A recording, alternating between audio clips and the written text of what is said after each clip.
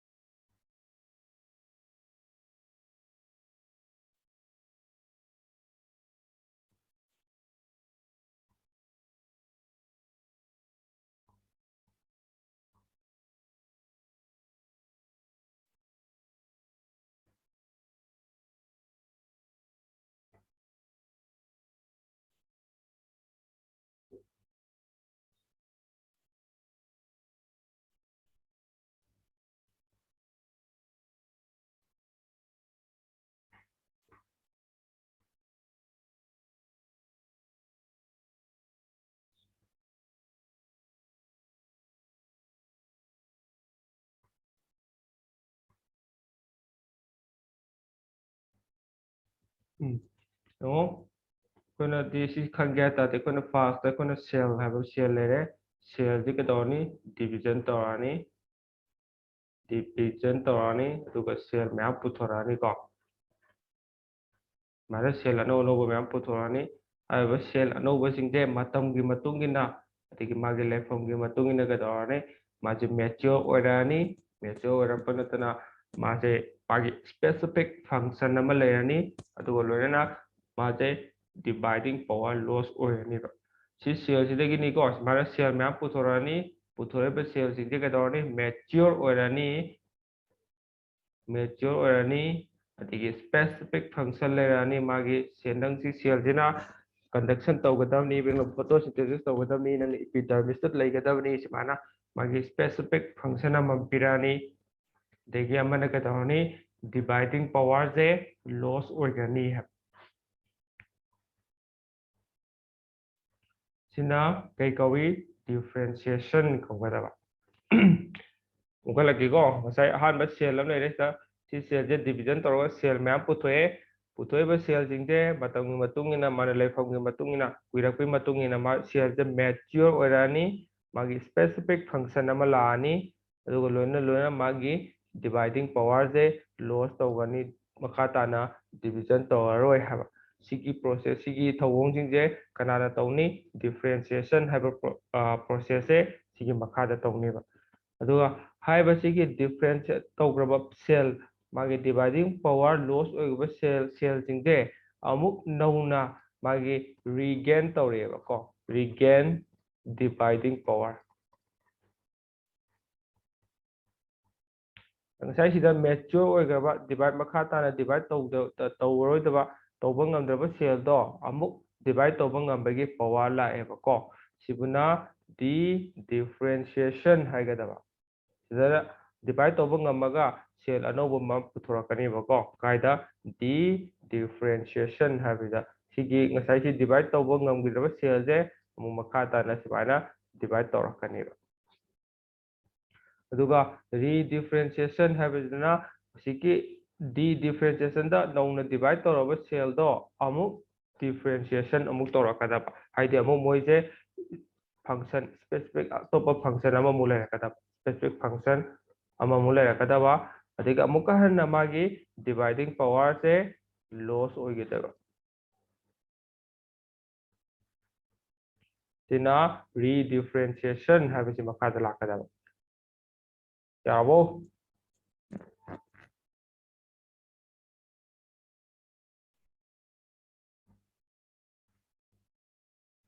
yabo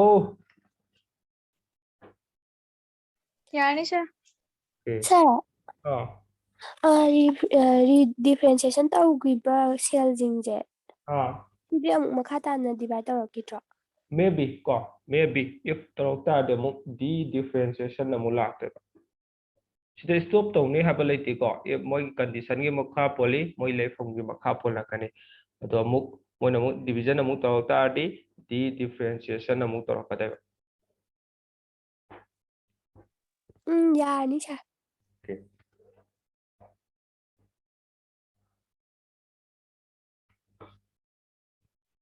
next development ko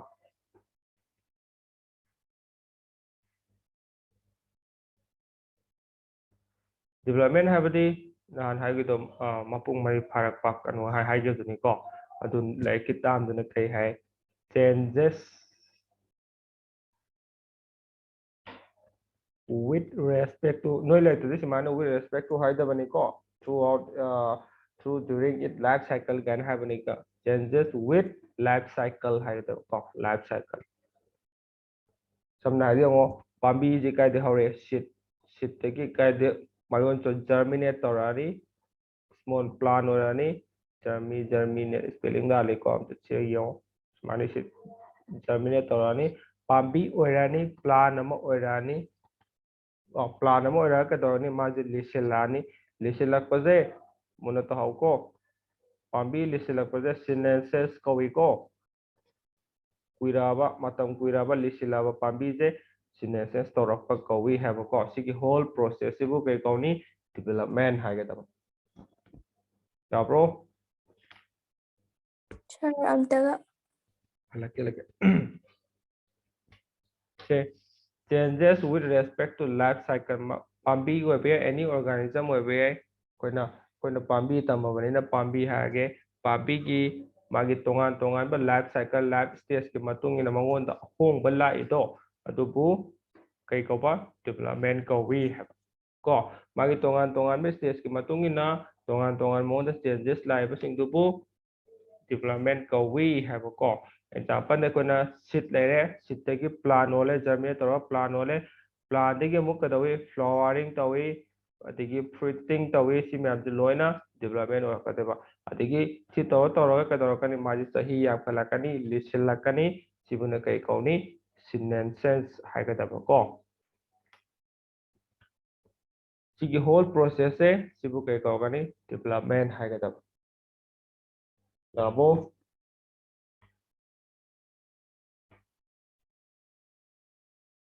Yani, sir. sai matang da noi handak exam da question nama lakpani ko option da simana ma yawo thenagibro plasticity na Thengai, sir, plasticity, elasticity ka tawraba. oxy tumambro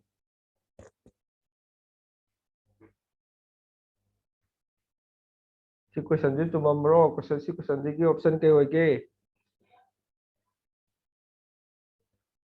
kaino kanam thadrabo sonia irambro Sir, kaugthokre amta yengi. atai di Chumame, sir. tumame good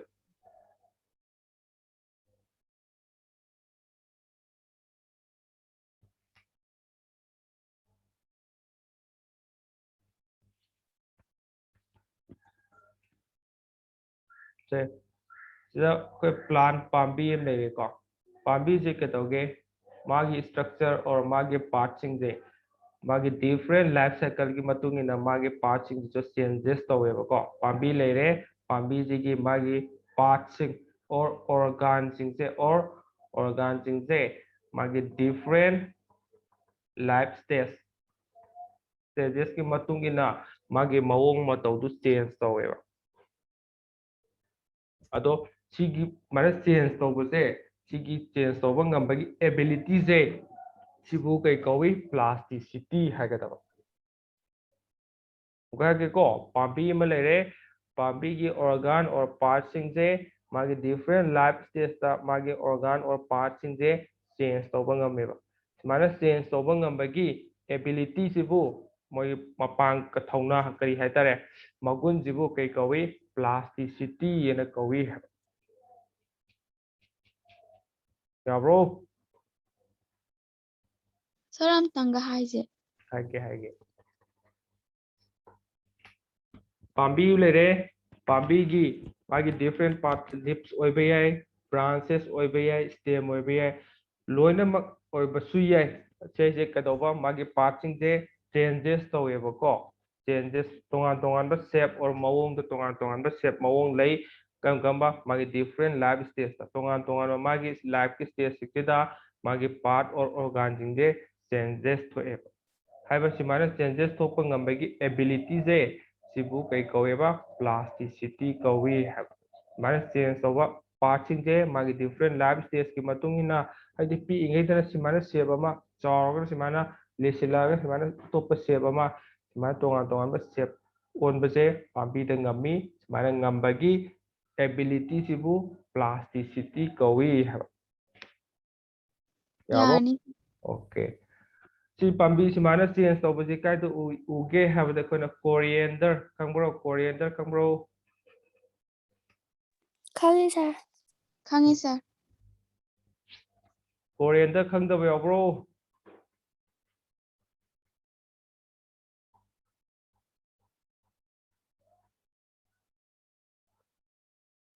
अमना सौगुईदा coriander जी खंब्रो खंगदब्रो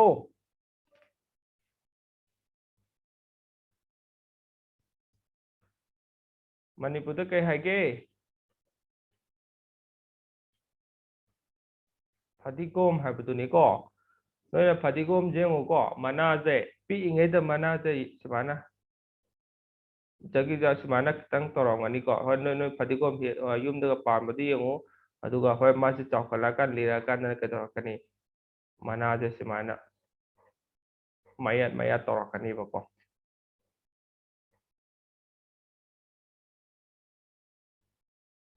मान तोरकनी बा अमते यंगोको नोय होरे फदिगोम नोय P मचा चाक थोंबा हिंजांग नापी हेकपदबती यंगोको पांबी से coriander से पीइंगेददी my मना से यामना डिवाइड तौरोय अदुगा चावकादे मना से यामना डिवाइड तौनीबको अदगी सौगीदसु तौबनी सौगी अनौबसे पांबी मचा तो यंगो मना जे सिमाना सिमाले यंगनी अदु चावकादना मना से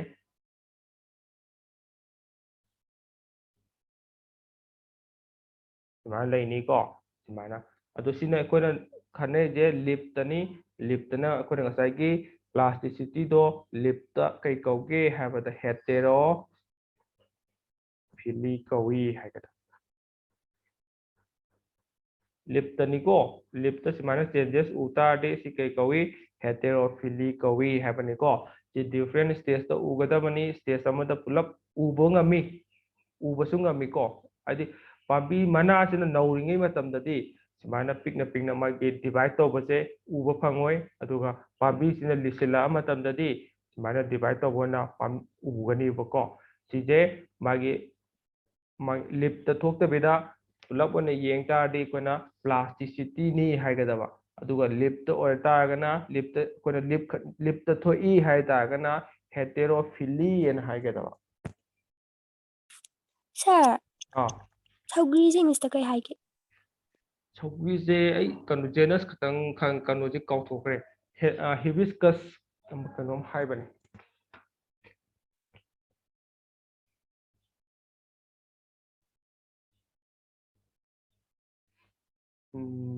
हिबिस्कस ये के हाइयन किको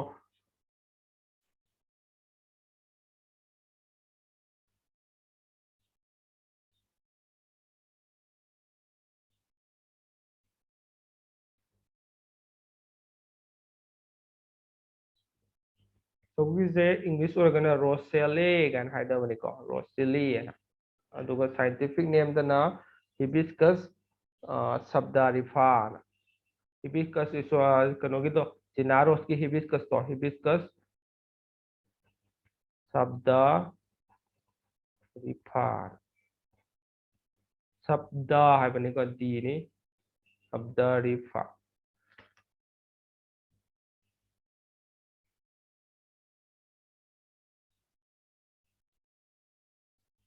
सौगीदा सिमाना पाम्बे लिप तोंगान लेबसी उरबो सौगी तोंबगी हेकपदा पूरे सर उरे अदो हेटेरोफिली लिप तनिको अदुगा पाम्बी योना येक तारगना लिप कम खंदबिदा ओर तारगना प्लास्टिसिटी हाइगदबनिको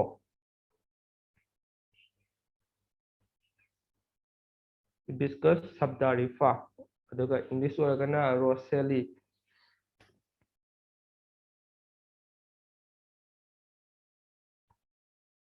ꯑꯗꯒꯤ ꯑꯗꯨꯝ ꯑꯩꯈꯣꯏ ꯏꯟꯗꯤꯌꯥꯗꯅ ꯍꯦꯝ ꯀꯥꯏꯅ ꯀꯧꯕꯅꯤꯀꯣ HEMP ꯍꯦꯝ ꯀꯥꯏꯅ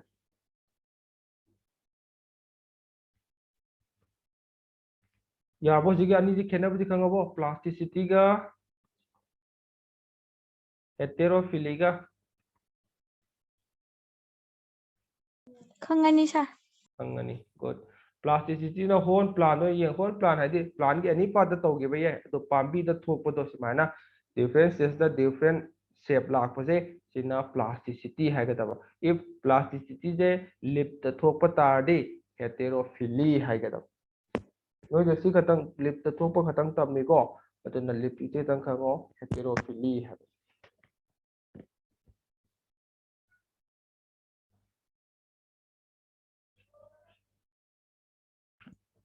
ꯁꯦ ꯑꯦꯛꯖꯥꯝꯒꯤ ꯍꯌꯦꯡ ꯑꯁꯨꯃꯥꯏꯅ ꯄꯣꯏꯟ ꯃꯆꯥ ꯑꯃ ꯌꯥꯎꯕꯅꯤ ꯅꯣꯏꯗ ꯁꯤ ꯏꯝꯄꯣꯔꯇꯦꯟ ꯑꯣꯏꯀꯣ ꯁꯦꯄꯔꯦꯠ ꯑꯣꯏꯅ ꯅꯣꯏ ꯂꯦꯛꯆꯔꯁꯤꯁꯨ ꯌꯥꯎꯕꯅꯤ ꯅꯣꯏꯅ ꯑꯗꯨꯝ ꯈꯪꯖꯅꯕ ꯁꯨꯃꯥꯏꯅ ꯏꯍꯧꯕ ꯌꯥꯏꯀꯣ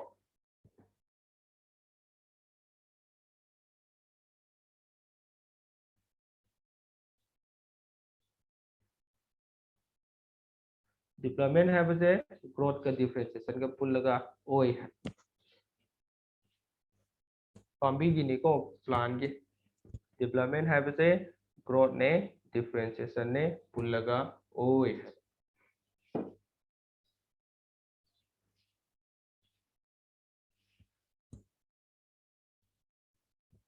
ꯑꯗꯨꯒꯤ ꯃꯊꯪꯗ ꯗꯤꯄ꯭ꯂꯣꯏꯃꯦꯟꯁꯦ ꯀꯔꯤꯒꯨꯝꯕ ꯄꯣꯠ ꯈꯔꯒꯤ ꯀꯟꯇ꯭ꯔꯣꯜ ꯃꯈꯥꯗ ꯂꯩꯌꯦꯕꯀꯣ ꯗꯤꯄ꯭ꯂꯣꯏꯃꯦꯟ ꯍꯥꯏꯕꯁꯦ ꯀꯔꯤꯒꯨꯝꯕ ꯄꯣꯠ ꯈꯔꯒꯤ ꯃꯥꯒꯤ ꯀꯟꯇ꯭ꯔꯣꯜ ꯃꯈꯥꯗ ꯍꯥꯏꯕ ꯄꯣꯠꯁꯤꯡꯁꯤꯒꯤ ꯃꯇꯨꯡ ꯏꯟꯅ ꯃꯣꯏꯅ ꯇꯧꯔꯛꯄꯒꯤ ꯃꯈꯥ ꯄꯣꯟꯅ ꯗꯤꯄ꯭ꯂꯣꯏꯃꯦꯟꯁꯤꯗ ꯏꯐꯦꯛ ꯂꯥꯛꯇꯣꯏꯅꯤ ꯀꯩꯀꯩ ꯄꯣꯠ ꯂꯩꯒꯦ ꯍꯥꯏꯕꯗ ꯏꯟꯇ꯭ꯔꯤꯟꯁꯤꯛ ꯍꯥꯏꯕ ꯑꯃꯒ ꯑꯦꯛꯁꯇ꯭ꯔꯤꯟꯁꯤꯛ ꯍꯥꯏꯕ ꯑꯃꯒ ꯂꯩꯀꯣ ꯃꯣꯏꯁꯤꯅ ꯗꯤꯄ꯭ꯂꯣꯏꯃꯦꯟꯁꯦ ꯃꯣꯏꯅ ꯀꯟꯇ꯭ꯔꯣꯜ ꯇꯧꯋꯦ ꯍꯥꯏꯕ ꯇꯥꯏꯀꯣ ꯅꯠꯇ꯭ꯔꯒ ꯃꯣꯏꯁꯤꯅ ꯗꯤꯄ꯭ꯂꯣꯏꯃꯦꯟꯗ ꯏꯐꯦꯛ ꯇꯧꯋꯤ ꯑꯗꯨꯃꯥꯏꯅ ꯍꯥꯏꯒꯗꯕꯀꯣ ꯑꯍꯥꯟꯕꯗ ꯏꯟꯇ꯭ꯔꯤꯟꯁꯤꯛꯁꯤꯅ ꯀꯩꯅꯣ ꯍꯥꯏꯕꯗ ꯖꯤꯅꯦꯇꯤꯛ ꯍꯥꯏꯕ ꯁꯤꯒꯤ ꯏꯟꯇ꯭ꯔꯤꯟꯁꯤꯛꯁꯤꯗ ꯃꯈꯜ ꯑꯅꯤ ꯂꯩ ꯏꯟꯇ꯭ꯔꯥ ꯍꯥꯏꯕ ꯑꯃꯒ ꯏꯟꯇ꯭ꯔꯥ ꯁꯤꯒꯤ ꯇꯥꯝ ꯃꯆꯥ ꯃꯆꯥꯁꯤꯡꯁꯤꯗ ꯈꯪꯍꯧꯀꯣ ꯍꯥꯏꯕ ꯏꯟꯇꯔ ꯍꯥꯏꯕ ꯑꯃꯒ ꯏꯟꯇꯔ ꯁꯦꯂꯨꯂꯔ ꯍꯥꯏꯕ ꯑꯃꯒ ꯏꯟꯇ꯭ꯔꯥꯗꯅ ꯀꯩꯅꯣ ꯑꯩꯈꯣꯏꯅ ꯖꯤꯅꯦꯇꯤꯛ ꯍꯥꯏꯕꯗ ꯃꯥꯒꯤ ꯖꯤꯟꯗ ꯗꯤꯐ꯭ꯔꯦꯟꯁ ꯂꯥꯛꯄ ꯖꯤꯟꯗ ꯆꯦꯟꯖ ꯂꯥꯛꯄ ꯑꯗꯒꯤ ꯑꯩꯈꯣꯏꯅ ꯖꯤꯟ ꯄꯨꯟꯁꯤꯟꯕ ꯀꯛꯊꯠꯄ ꯈꯣꯠꯄ ꯇꯧꯕ ꯌꯥꯏ ꯑꯗꯨꯒꯨꯝꯕ ꯆꯦꯟꯖꯦꯁ ꯂꯥꯛꯄꯗꯨꯅ ꯃꯔꯝ ꯑꯣꯏꯔꯒ ꯑꯩꯈꯣꯏꯅ ꯗꯤꯄ꯭ꯂꯣꯏꯃꯦꯟꯗꯁꯨ ꯏꯐꯦꯛ ꯂꯥꯛꯏ ꯍꯥꯏꯕꯅꯤꯀꯣ ꯑꯗꯨꯒ ꯏꯟꯇꯔꯁꯦꯂꯨꯂꯔꯗꯅ ꯑꯩꯈꯣꯏ ꯁꯦꯜ ꯃꯅꯨꯡꯗ ꯄꯨꯊꯣꯛꯄ ꯀꯦꯃꯤꯀꯦꯜꯁ ꯑꯣꯏꯕ ꯌꯥꯏ ꯑꯣꯔ ꯍꯣꯔꯃꯣꯟꯁ ꯑꯣꯏꯕ ꯌꯥꯏ ꯃꯣꯏꯁꯤꯡꯁꯤꯅꯁꯨ ꯗꯤꯄ꯭ꯂꯣꯏꯃꯦꯟꯁꯦ ꯀꯟꯇ꯭ꯔꯣल ꯇꯧꯋꯤ ꯍꯥꯏꯕꯅꯤꯀꯣ ꯑꯗꯨꯒ ꯑꯃꯅ ꯑꯦꯛꯁꯇ꯭ꯔꯤꯟꯁꯤꯛ ꯍꯥꯏꯁꯤꯅ ꯃꯄꯥꯟꯗꯒꯤ ꯄꯤꯔꯛꯄ ꯑꯦꯛꯖꯥꯝꯄꯜꯗ ꯂꯥꯏꯠ ꯇꯦꯝꯄꯔꯦꯆꯔ ꯋꯥꯇꯔ ꯑꯣꯛꯁꯤꯖꯦꯟ ꯑꯗꯒꯤ ꯑꯥꯗꯔ ꯅ꯭ꯌꯨꯇ꯭ꯔꯤꯟꯁ ꯁꯤꯁꯤꯡꯁꯦ ꯑꯣꯏꯒꯗꯕ ꯑꯃꯨꯛ ꯍꯜꯂꯛꯀꯦꯀꯣ ꯗꯤꯄ꯭ꯂꯣꯏꯃꯦꯟ ꯍꯥꯏꯕꯁꯦ ꯀꯩꯒꯨꯝꯕ ꯄꯣꯠ ꯈꯔꯒꯤ ꯀꯟꯇ꯭ꯔꯣꯜ ꯃꯈꯥꯗ ꯂꯩ ꯍꯥꯏꯕꯗꯤ ꯍꯥꯏꯕ ꯄꯣꯠꯁꯤꯡꯁꯤꯒꯤ ꯗꯤꯄ꯭ꯂꯣꯏꯃꯦꯟ ꯍꯥꯏꯕ ꯊꯣꯛꯀꯦ ꯍꯥꯏ ꯇꯥꯔꯗꯤ ꯄꯣꯠ ꯈꯔꯒꯤ ꯃꯈꯥ ꯄꯣꯜꯂꯤ ꯍꯥꯏꯕꯅꯤꯀꯣ ꯄꯣꯠꯁꯤꯡꯗꯨ ꯀꯩꯅꯣ ꯑꯩꯈꯣꯏꯅ ꯒ꯭ꯔꯨꯞ ꯑꯅꯤ ꯊꯣꯛꯅ ꯈꯥꯏꯗꯣꯛꯑꯦ ꯏꯟꯇ꯭ꯔꯤꯟꯁꯤꯛ ꯍꯥꯏꯕ ꯑꯃꯒ ꯑꯦꯛꯁꯇ꯭ꯔꯤꯟꯁꯤꯛ ꯍꯥꯏꯕ ꯑꯃꯒ ꯑꯗꯨꯒ ꯏꯟꯇ꯭ꯔꯤꯟꯁꯤꯛꯁꯤꯅ ꯃꯈꯥ ꯇꯥꯅ ꯑꯅꯤ ꯊꯣꯛꯅ ꯑꯃꯨꯛ ꯈꯥꯏꯗꯣꯛꯑꯦ ꯏꯟꯇ꯭ꯔꯥꯁꯦꯂꯨꯂꯔ ꯍꯥꯏꯕ ꯑꯃꯒ ꯏꯟꯇꯔꯁꯦꯂꯨꯂꯔ ꯍꯥꯏꯕ ꯑꯃꯒ ꯏꯟꯇ꯭ꯔꯥꯁꯦꯂꯨꯂꯔ ꯍꯥꯏꯔꯒꯅ ꯖꯤꯅꯦꯇꯤꯛꯀꯤ ꯃꯇꯥꯡꯗ ꯍꯥꯏꯕꯗꯤ ꯄꯥꯝꯕꯤꯗ ꯖꯤꯟ ꯃꯉꯣꯟꯗ ꯀ꯭ꯔꯣꯃꯣꯖꯣꯝ ꯀꯌꯥ ꯌꯥꯎꯏ ꯃꯉꯣꯟꯗ ꯀꯔꯝꯕ ꯖꯤꯟ ꯌꯥꯎꯏ ꯀꯔꯝꯕ ꯖꯤꯟ ꯄꯨꯟꯁꯤꯜꯂꯤ ꯁꯨꯃꯥꯏꯅꯀꯣ ꯁꯤꯒꯨꯝꯕꯁꯤꯅ ꯏꯟꯇ꯭ꯔꯥꯁꯦꯂꯨꯂꯔ ꯍꯥꯏꯒꯗꯕ ꯑꯗꯨꯒ ꯏꯟꯇꯔꯁꯦꯂꯨꯂꯔ ꯍꯥꯏꯔꯒꯅ ꯄꯥꯝꯕꯤꯒꯤ ꯁꯦꯜ ꯃꯅꯨꯡꯗ ꯄꯨꯊꯣꯛꯏꯕ ꯀꯦꯃꯤꯀꯦꯜ ꯍꯣꯔꯃꯣꯟꯁꯤꯡꯁꯦ ꯍꯥꯏꯗꯤ ꯀꯦꯃꯤꯀꯦꯜ ꯑꯩꯈꯣꯏ ꯅꯍꯥꯟ ꯃꯃꯥꯡꯗ ꯇꯝꯈ꯭ꯔꯦ ꯀꯦꯃꯤꯀꯦꯜ ꯃꯌꯥꯝ ꯄꯨꯊꯣꯛꯑꯦ ꯄꯥꯝꯕꯤꯗ ꯏꯟꯖꯥꯏꯝ ꯑꯗꯨꯗ ꯄ꯭ꯔꯣꯇꯤꯟ ꯃꯌꯥꯝ ꯄꯨꯊꯣꯛꯑꯦꯀꯣ ꯃꯣꯏꯁꯤꯡꯁꯨ ꯄꯨꯊꯣꯛꯄꯒꯤ ꯃꯇꯨꯡ ꯏꯟꯅ ꯄꯥꯝꯕꯤꯗꯁꯨ ꯒ꯭ꯔꯣꯠ ꯑꯣꯔ ꯗꯤꯕ꯭ꯂꯞꯃꯦꯟꯁꯤꯗ ꯏꯐꯦꯛ ꯇꯧꯋꯤ ꯍꯥꯏꯕꯅꯤ ꯑꯗꯒꯤ ꯍꯣꯔꯃꯣꯟ ꯑꯅ ꯍꯧꯖꯤꯛ ꯃꯈꯥ ꯅꯦꯛꯁꯇ ꯇꯝꯃꯛꯑꯅꯤ ꯍꯣꯔꯃꯣꯟꯁꯦ ꯄꯨꯊꯣꯔꯛꯑꯒ ꯄꯥꯝꯕꯤꯒꯤ ꯆꯥꯎꯍꯟꯕ ꯁꯥꯡꯍꯟꯕ ꯄꯤꯛꯍꯟꯕ ꯑꯗꯨꯁꯤꯡꯗꯨ ꯑꯃꯨꯛ ꯀꯟꯇ꯭ꯔꯣꯜ ꯇꯧꯅꯦꯕꯀꯣ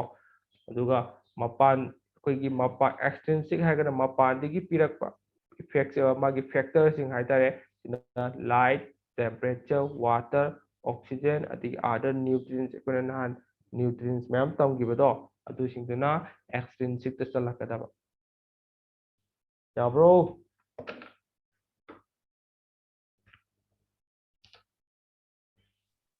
ꯌꯥꯔꯤ ꯁꯥꯔ ꯂꯣꯏ ꯉꯥꯎꯔꯕꯣ ꯁꯥꯔ ꯑꯝꯇꯒ ꯍꯥꯏꯁꯦ ꯍꯥꯏꯒꯦ ꯁꯦ ꯗꯤꯕꯦꯂꯞꯃꯦꯟ ꯍꯥꯏꯕꯁꯦ ꯀꯩꯒꯨꯝꯕ ꯄꯣꯠ ꯈꯔꯒꯤ ꯃꯈꯥꯗ ꯂꯩ ꯍꯣꯏ ꯀꯩꯒꯨꯝꯕ ꯄꯣꯠ ꯈꯔꯅ ꯀꯟꯇ꯭ꯔꯣꯜ ꯇꯧꯋꯤ ꯍꯥꯏꯕꯅꯤꯀꯣ ꯀꯟꯇ꯭ꯔꯣꯜ ꯇꯧꯔꯤꯕ ꯄꯣꯠꯁꯦ ꯃꯈꯜ ꯑꯅꯤ ꯊꯣꯛꯅ ꯈꯥꯏꯗꯣꯛꯑꯦ ꯈꯥꯏꯗꯣꯛꯏꯁꯦ ꯀꯩꯀꯩ ꯈꯥꯏꯗꯣꯛꯀꯦ ꯍꯥꯏꯕ ꯃꯇꯝꯗ ꯏꯟꯇ꯭ꯔꯤꯟꯁꯤꯛ ꯍꯥꯏꯕ ꯑꯃꯒ ꯑꯦꯛꯁꯇ꯭ꯔꯤꯟꯁꯤꯛ ꯍꯥꯏꯕ ꯑꯃꯒ ꯈꯥꯏꯗꯣꯛꯑꯦ ꯏꯟꯇ꯭ꯔꯤꯟꯁꯤꯛ ꯍꯥꯏꯔꯒꯅ ꯄꯥꯝꯕꯤ ꯃꯅꯨꯡꯗ ꯑꯗꯨꯝ ꯄꯥꯝꯕꯤ ꯃꯅꯨꯡꯗꯒꯤ ꯀꯟꯇ꯭ꯔꯣꯜ ꯇꯧꯖꯔꯛꯀꯗꯣꯏꯕꯀꯣ ꯄꯥꯝꯕꯤ ꯃꯅꯨꯡꯗ ꯑꯗꯨꯝ ꯌꯥꯎꯖꯕ ꯄꯣꯠꯁꯤꯡꯁꯤꯅ ꯑꯩꯈꯣꯏꯒꯤ ꯗꯤꯕꯦꯂꯞꯃꯦꯟꯁꯤꯗ ꯀꯟꯇ꯭ꯔꯣꯜ ꯇꯧꯔꯛꯀꯗꯕꯅꯤ ꯗꯤꯕꯦꯂꯞꯃꯦꯟ ꯀꯟꯇ꯭ꯔꯣꯜ ꯇꯧꯔꯛꯀꯗꯕꯅꯤ ꯍꯥꯏꯕ ꯄꯥꯝꯕꯤ ꯃꯅꯨꯡꯗ ꯌꯥꯎꯖꯕꯁꯤꯡꯁꯦ ꯑꯃꯨꯛ इंट्रिंसिक कौरे इंट्रिंसिक से अमुक मखल अनि थोना खाइदोए इंट्रा सेलुलर हाइबंगा इंटर सेलुलर हाइबंगा इंट्रा सेलुलर सिदना कई कईनो जेनेटिक मटेरियल्स कोइना जीन्स क्रोमोसोम तिगी आरएनए डीएनए गन लेबा मैम दो मोइदा चेंज लाखपा मोइदा एनी कंपोजिशन चेंज लाखपा नोय मोइगी कॉम्बिनेशन अदुगी मतुंगिना पाम्बी की स्ट्रक्चर डेवलपमेंट ला अहोंबा और मा फजना पीरे हाइबनिको अदुगा इंटरसेलुलर दना पाम्बी की हुजिकी सेल मनुंगदा सेल अमगा अमगा मरक्ता पुथोइबा केमिकल सिंग हार्मोन सिंग अदुनासु डेवलपमेंट दा कोगी माने इफेक्ट पीरे डेवलपमेंट जे मोयसु कंट्रोल तौवी है असिना तबिदा मनुंगदगी नतबिदा मपादगी पोसै खरनसु डेवलपमेंट जे कंट्रोल तौवी है समना light temperature water oxygen nutrient हाबजे पाम्बी ने हो कोना फोटोसिंथेसिस थोके है तादि लाइट दरकार ओय फोटोसिंथेसिस थोक्ट्रदी पाम्बी दो हौबा ngamroi chawba ngamroi bako simaina photo light se yaudradi पाम्बी न मचिना सुंगबा ngamde मचिना सुंगा कादा खतंग पाम्बी से चौखलकदनी चौखल अदुना लाइट लेता तादी डेवलपमेंट से लेरोय हमनिको सिमाना टेम्परेचर सु वाटर सु ऑक्सीजन सु न्यूट्रिएंट सु मसा मसा की रोल अमम लोय लेनी कायदा डेवलपमेंट तौबा मतमदा है ताबो यारने सर तैयारी को यारी सर ꯌꯥꯔꯤ ꯁꯥꯔ नुपा ngैदम खुमक्ते के तो काय काय चखरे मार्टिन मार्टिन याउदाने यारी सर मार्टिन जे कई लमदे नो रांगोई तोंदे रांगोई थो कोई ले काई ने सर सुरा नदी आई दो कांचीपुर ने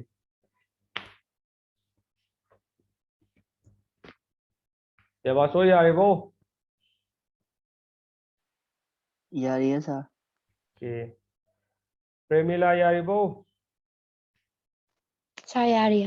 कनो nga काय चलुरे ꯑꯉꯥꯡ ꯃꯩ ꯂꯥꯛꯇꯕ ꯑꯗꯨ ꯐꯥꯔꯁ ꯄꯦꯔꯠ मिदांदा चार्ज हो याद्रो ꯅꯨꯃꯤꯗꯥꯡꯗꯩꯅꯦ ꯂꯥꯛꯇ꯭ꯔꯤꯁꯦ ओ बाबादा हायो पेटीएम लेयोना खचाव अमा ꯁꯥꯔ ꯉꯔꯥꯡ ꯈꯛꯇꯅꯤꯗ ꯍꯧꯖꯤꯛꯄꯨꯗꯤ ꯑꯗꯨꯝ ꯂꯩ होय होय नों थांग लेमा हेमाम याब्रो Dạ sao? के गीतांजलि यारिबो यारी सर के क्वेश्चन का हंगोने है नोइबो मचाजे की हलुने क्वेश्चन पा हंगलुने मचाजो लेखा पार नबको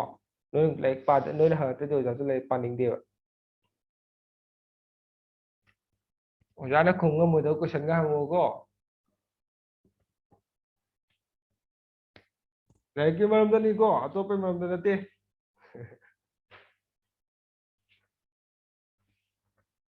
के या मखाता के को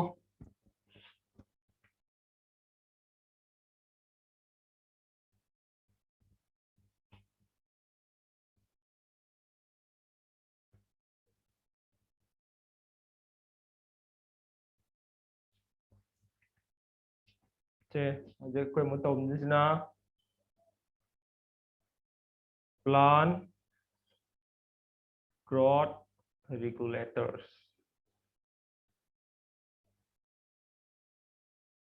ꯄꯥꯝꯕꯤꯒꯤ ꯒ꯭ꯔꯣꯠꯁꯦ ꯔꯤꯒꯨꯂꯦꯠ ꯇꯧꯔꯤꯕ ꯄꯣꯠꯁꯤꯡꯗꯨꯕꯨ ꯄ꯭ꯂꯥꯟ ꯒ꯭ꯔꯣꯠ ꯔꯤꯒꯨꯂꯦꯇꯔ ꯍꯥꯏꯗꯣꯏꯅꯤꯀꯣ ꯁꯤꯗ ꯑꯩꯈꯣꯏꯅ ꯇꯝꯗꯣꯏꯁꯦ ꯁꯤꯁꯦ ꯄ꯭ꯂꯥꯟ ꯒ꯭ꯔꯣꯠ ꯔꯤꯒꯨꯂꯦꯇꯔꯁꯦ ꯃꯣꯏ ꯅꯣꯏ ꯂꯥꯏꯔꯤꯛꯇ ꯑꯁꯝꯕꯤꯗ PGRS ꯀꯥꯏꯅ ꯌꯥꯎꯕꯅꯤꯀꯣ ꯅꯠꯇ꯭ꯔꯒ ꯌꯥꯝ ꯁꯝꯅ ꯄ꯭ꯂꯥꯟ ꯍꯣꯔꯃꯣꯟꯁ ꯁꯤꯁꯨ ꯀꯧꯏꯀꯣ ꯅꯠꯇ꯭ꯔꯒ ꯐꯥꯏꯇꯣ ꯍꯣꯔꯃꯣꯟꯁ ꯁꯤꯁꯨ ꯀꯧꯏ ꯄ꯭ꯂꯥꯟ ꯒ꯭ꯔꯣꯠ ꯔꯤꯒꯨꯂꯦꯇꯔꯁꯤꯅ ꯁꯥꯡꯅ ꯍꯥꯏꯕꯁꯤ ꯈꯤꯇꯪ ꯅꯨꯡꯉꯥꯏꯇꯦꯀꯣ ꯑꯗꯨꯅ ꯍꯣꯔꯦꯟ ꯑꯩꯅ ꯄ꯭ꯂꯥꯟ ꯍꯣꯔꯃꯣꯟ ꯐꯥꯏꯇꯣ ꯍꯣꯔꯃꯣꯟ ꯑꯅ ꯍꯥꯏꯔꯛꯄ ꯌꯥꯏ ꯑꯗꯨꯗ ꯀꯣꯛ ꯉꯥꯎꯒꯅꯨ ꯑꯍꯨꯝꯃꯛ ꯆꯞ ꯃꯥꯟꯅꯩꯀꯣ ꯑꯗꯨꯒ ꯅꯣꯏ ꯂꯥꯏꯔꯤꯛꯇꯗꯤ ꯄ꯭ꯂꯥꯟ ꯒ꯭ꯔꯣꯠ ꯔꯤꯒꯨꯂꯦꯇꯔꯁꯦ PGR ꯇꯧꯔ ꯑꯗꯨꯝ ꯆꯠꯄꯅꯤ ꯑꯗꯨ ꯍꯥꯏꯔꯁꯨ ꯀꯩꯁꯨ ꯀꯥꯏꯗꯦꯀꯣ ꯑꯗꯨ ꯌꯦꯡꯉꯣ ꯄ꯭ꯂꯥꯟ ꯒ꯭ꯔꯣꯠ ꯔꯤꯒꯨꯂꯦꯇꯔꯁ ꯍꯥꯏꯗꯤ ꯄ꯭ꯂꯥꯟ ꯍꯣꯔꯃꯣꯟ ꯅꯠꯇ꯭ꯔꯒ ꯐꯥꯏꯇꯣ ꯍꯣꯔꯃꯣꯟꯁꯤꯅꯁꯨ ꯀꯧꯏ ꯍꯥꯏꯕꯅꯤꯀꯣ ꯑꯗꯣ ꯃꯣꯏꯁꯦ ꯌꯥꯝꯅ ꯗꯥꯏꯚꯔꯁ ꯑꯣꯏꯕ ꯌꯥꯝꯅ ꯀꯝꯄ꯭ꯂꯦꯛꯁ ꯑꯣꯏꯕ ꯀꯝꯄꯥꯎꯟ ꯉꯥꯛꯇꯅꯤꯀꯣ ꯗꯥꯏꯚꯔꯁ ꯑꯦꯟ ꯀꯝꯄ꯭ꯂꯦꯛꯁ ꯀꯝꯄꯥꯎꯟ ꯉꯥꯛꯇꯅꯤ ꯑꯗꯣ ꯑꯦꯛꯖꯥꯝꯄꯜꯗ ꯃꯣꯏꯁꯦ ꯒ꯭ꯔꯨꯞ ꯑꯅꯤ ꯈꯔ ꯑꯍꯥꯟꯕꯒꯤ ꯑꯣꯏꯅ ꯒ꯭ꯔꯨꯞ ꯑꯅꯤ ꯊꯣꯛꯅ ꯈꯥꯏꯗꯣꯛꯑꯦ ꯏꯟꯗꯣꯜ ꯍꯥꯏꯕ ꯑꯃ ꯏꯟꯗꯣꯜ ꯀꯝꯄꯥꯎꯟ ꯍꯥꯏꯕ ꯑꯃ ꯅꯣꯏ ꯀꯩꯅꯣ ꯌꯧꯔꯕꯣ ꯅꯣꯏꯒꯤ ꯑꯦꯅꯤꯃꯦꯜꯁꯇ ꯍꯣꯔꯃꯣꯟ ꯇꯧꯕꯗꯣ ꯌꯧꯔꯕꯣ ꯌꯧꯔꯦ ꯁꯥꯔ ꯌꯧꯔꯦꯀꯣ ꯑꯗꯨꯁꯨ ꯍꯣꯔꯃꯣꯟ ꯌꯥꯎꯔꯝꯒꯅꯤ ꯑꯗꯨꯒ ꯃꯥꯟꯅꯔꯛꯇꯣꯏꯅꯤ ꯁꯤꯗꯅ ꯄ꯭ꯂꯥꯟꯒꯤ ꯍꯣꯔꯃꯣꯟ ꯑꯣꯏꯔꯛꯀꯗꯣꯏꯕꯀꯣ ꯁꯤꯗ ꯄ꯭ꯂꯥꯟꯒꯤ ꯍꯣꯔꯃꯣꯟꯁꯦ ꯏꯟꯗꯣꯜ ꯀꯝꯄꯥꯎꯟ ꯍꯥꯏꯕ ꯑꯃꯒ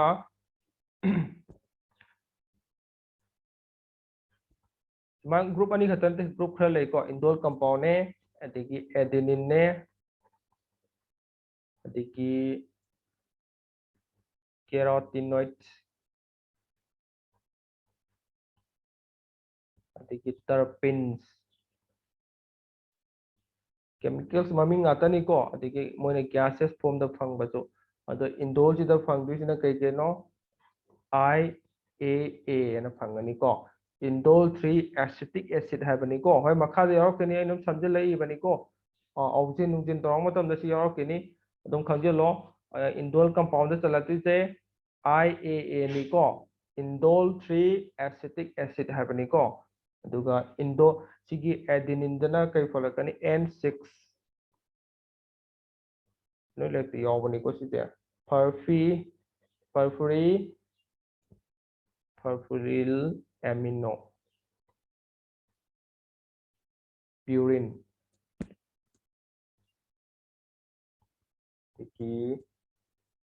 काइनेटिन को सिदी जस्ट एडेनिन दा कई गे चली काना हयें हांगपा याइको अदो सिसिंगे खंगजलो यामना कुपना मखा ताना सिदा कनो तोबि दगा होदे सिगी PGR सिगी मखा द एडेनिन हाबा कनो जे माई कमा एडेनिन की डेरिवेटिव हाइतने सिगी डेरिवेटिव द कई गे चलके हाइदे N6 अदिगी परफ्यूरिल एमिनो दिगी प्यूरिन अदिगी काइनेटिन हाइबजे चल्ली सिकतंग खंगो अदुगा कैरोटिनॉइड डेरिवेटिव तना कई गे चंगे हाबदा एब्सिसिक एसिड and ABA को एब्सिसिक एसिड and ABA चली अदिगी टर्पिन सिदना कई चलकनी अदिगी GA न को जिबरेलिक एसिड न चलकनी अदुगा गैसेस सिंगना कई केनो हाइदे इथाइलिन हाइदो होइदबा इथाइलिन फॉर्मूला खंबो याब्रो सिनिको उखलके PGR हाइबसे केमिकल कंपाउंड आतनी केमिकल कंपाउंड से मायना ग्रुप का तोना खाइदोए इंडोल कंपाउंड ग्रुप सिदा कई के चलकनी IAA को इंडोल 3 एसिटिक एसिड अदुगा एडेनिन डेरिवेटिव सिना कई के चलकनी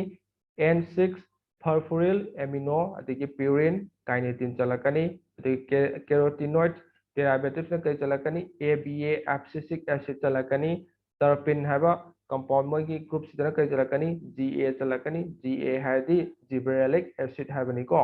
अदुगे गैसेस फॉर्म द लेबा खा यावी इथाइलिन नना अदु सिदा मखा ताना कुथना का तोरनो जस्ट कंपाउंड ची मागी ग्रुप सिदा कई के यावगे हाइबदो अदु खतंग खंगो अदु सि लोइना नोइदा तमगदब नते सिदी खरा खतनीको तमदेजे याबो यार सर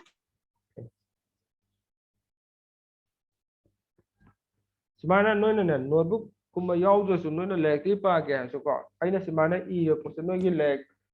ꯇꯦꯛꯁ ꯕꯨꯛꯇꯒꯤ ꯅꯥꯀꯟ ꯂꯦꯐ ꯑꯣꯔ ꯔꯥꯏꯠꯇ ꯑꯍꯥꯡꯕ ꯃꯆꯥ ꯈꯔ ꯌꯥꯎꯕꯅꯤꯀꯣ ꯑꯗꯨꯗ ꯁꯠ ꯁꯠ ꯄꯦꯟꯁꯤꯜ ꯑꯣꯏꯔꯣ ꯑꯃꯅ ꯑꯣꯏꯔꯣ ꯔꯐꯂꯤ ꯁꯠ ꯁꯠ ꯏꯍꯧꯕ ꯀꯩꯁꯨ ꯀꯥꯏꯗꯦꯀꯣ ꯑꯗꯨꯝ ꯂꯥꯏꯔꯤꯛ ꯃꯅꯨꯡꯗꯣ ꯐꯥꯎꯅ ꯄꯥꯗ꯭ꯔꯁꯨ ꯑꯗꯨꯝ ꯌꯥꯔꯕꯅꯤ ꯁꯤꯗꯪ ꯄꯥꯕꯗ ꯑꯗꯨꯝ ꯌꯥꯔꯕꯅꯤꯀꯣ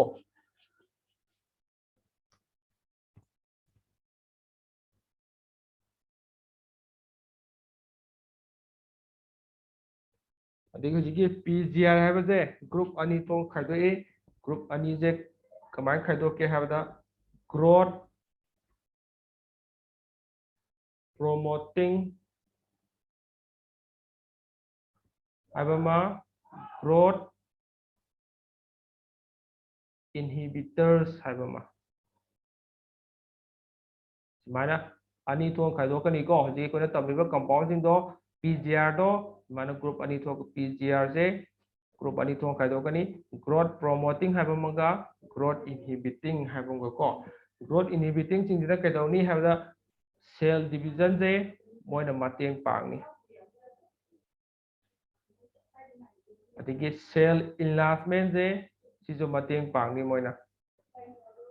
ꯑꯗꯒꯤ ꯒ꯭ꯔꯣꯠ ꯃꯇꯦꯡ ꯄꯥꯡꯉꯅꯤ ꯁꯤꯅ ꯑꯗꯒꯤ ꯐ꯭ꯂꯋꯥꯔꯤꯡ ꯐ꯭ꯔꯨꯏꯇꯤꯡ ꯑꯗꯒꯤ ꯁꯤꯠ ꯐꯣꯔꯃꯦꯁꯟ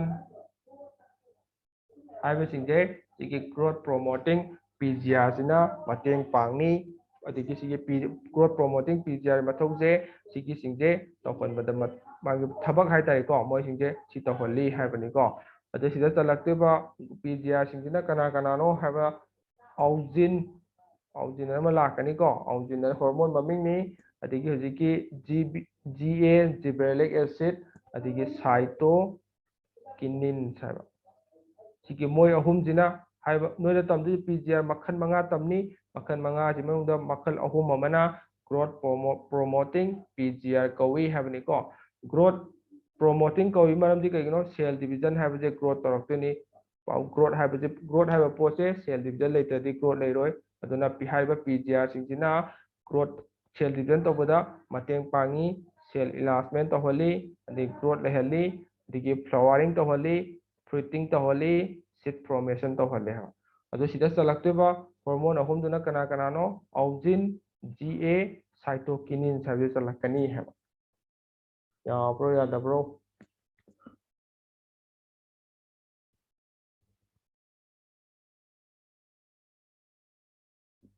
ꯉꯥꯎꯔꯕꯣ ꯑꯝꯇ ꯈꯨꯝꯃꯛꯇ꯭ꯔꯦ Yani sir. ꯌꯥꯔꯤ ꯁꯥꯔ ꯌꯥꯅꯤ ꯑꯗꯨ ꯌꯦꯡꯉꯣ ꯁꯣꯝꯗ ꯒ꯭ꯔꯣꯠ ꯏꯟꯍꯤꯕꯤꯇꯔꯁꯤꯗꯅ ꯀꯩꯗꯧꯔꯛ ꯅꯤꯔꯃꯂꯥ ꯀꯩ ꯍꯥꯏꯅꯤꯡ ꯋꯥ ꯍꯥꯏꯅꯤꯡꯕ ꯌꯥꯎꯕ꯭ꯔꯣ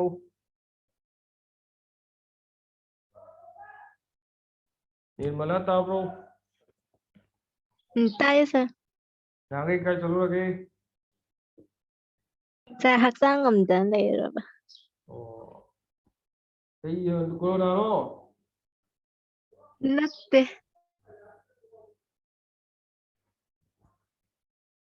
क्लास चांग नाई याउको से ग्रोथ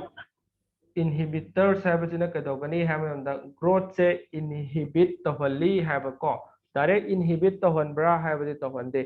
मागी तोंगान मागी फंक्शन याम लेरी फंक्शन दि मतुंग इना मोइजे पाबीना चौखलकपा ग्रोथ लेबा डेवलपमेंट लेबसे मोइने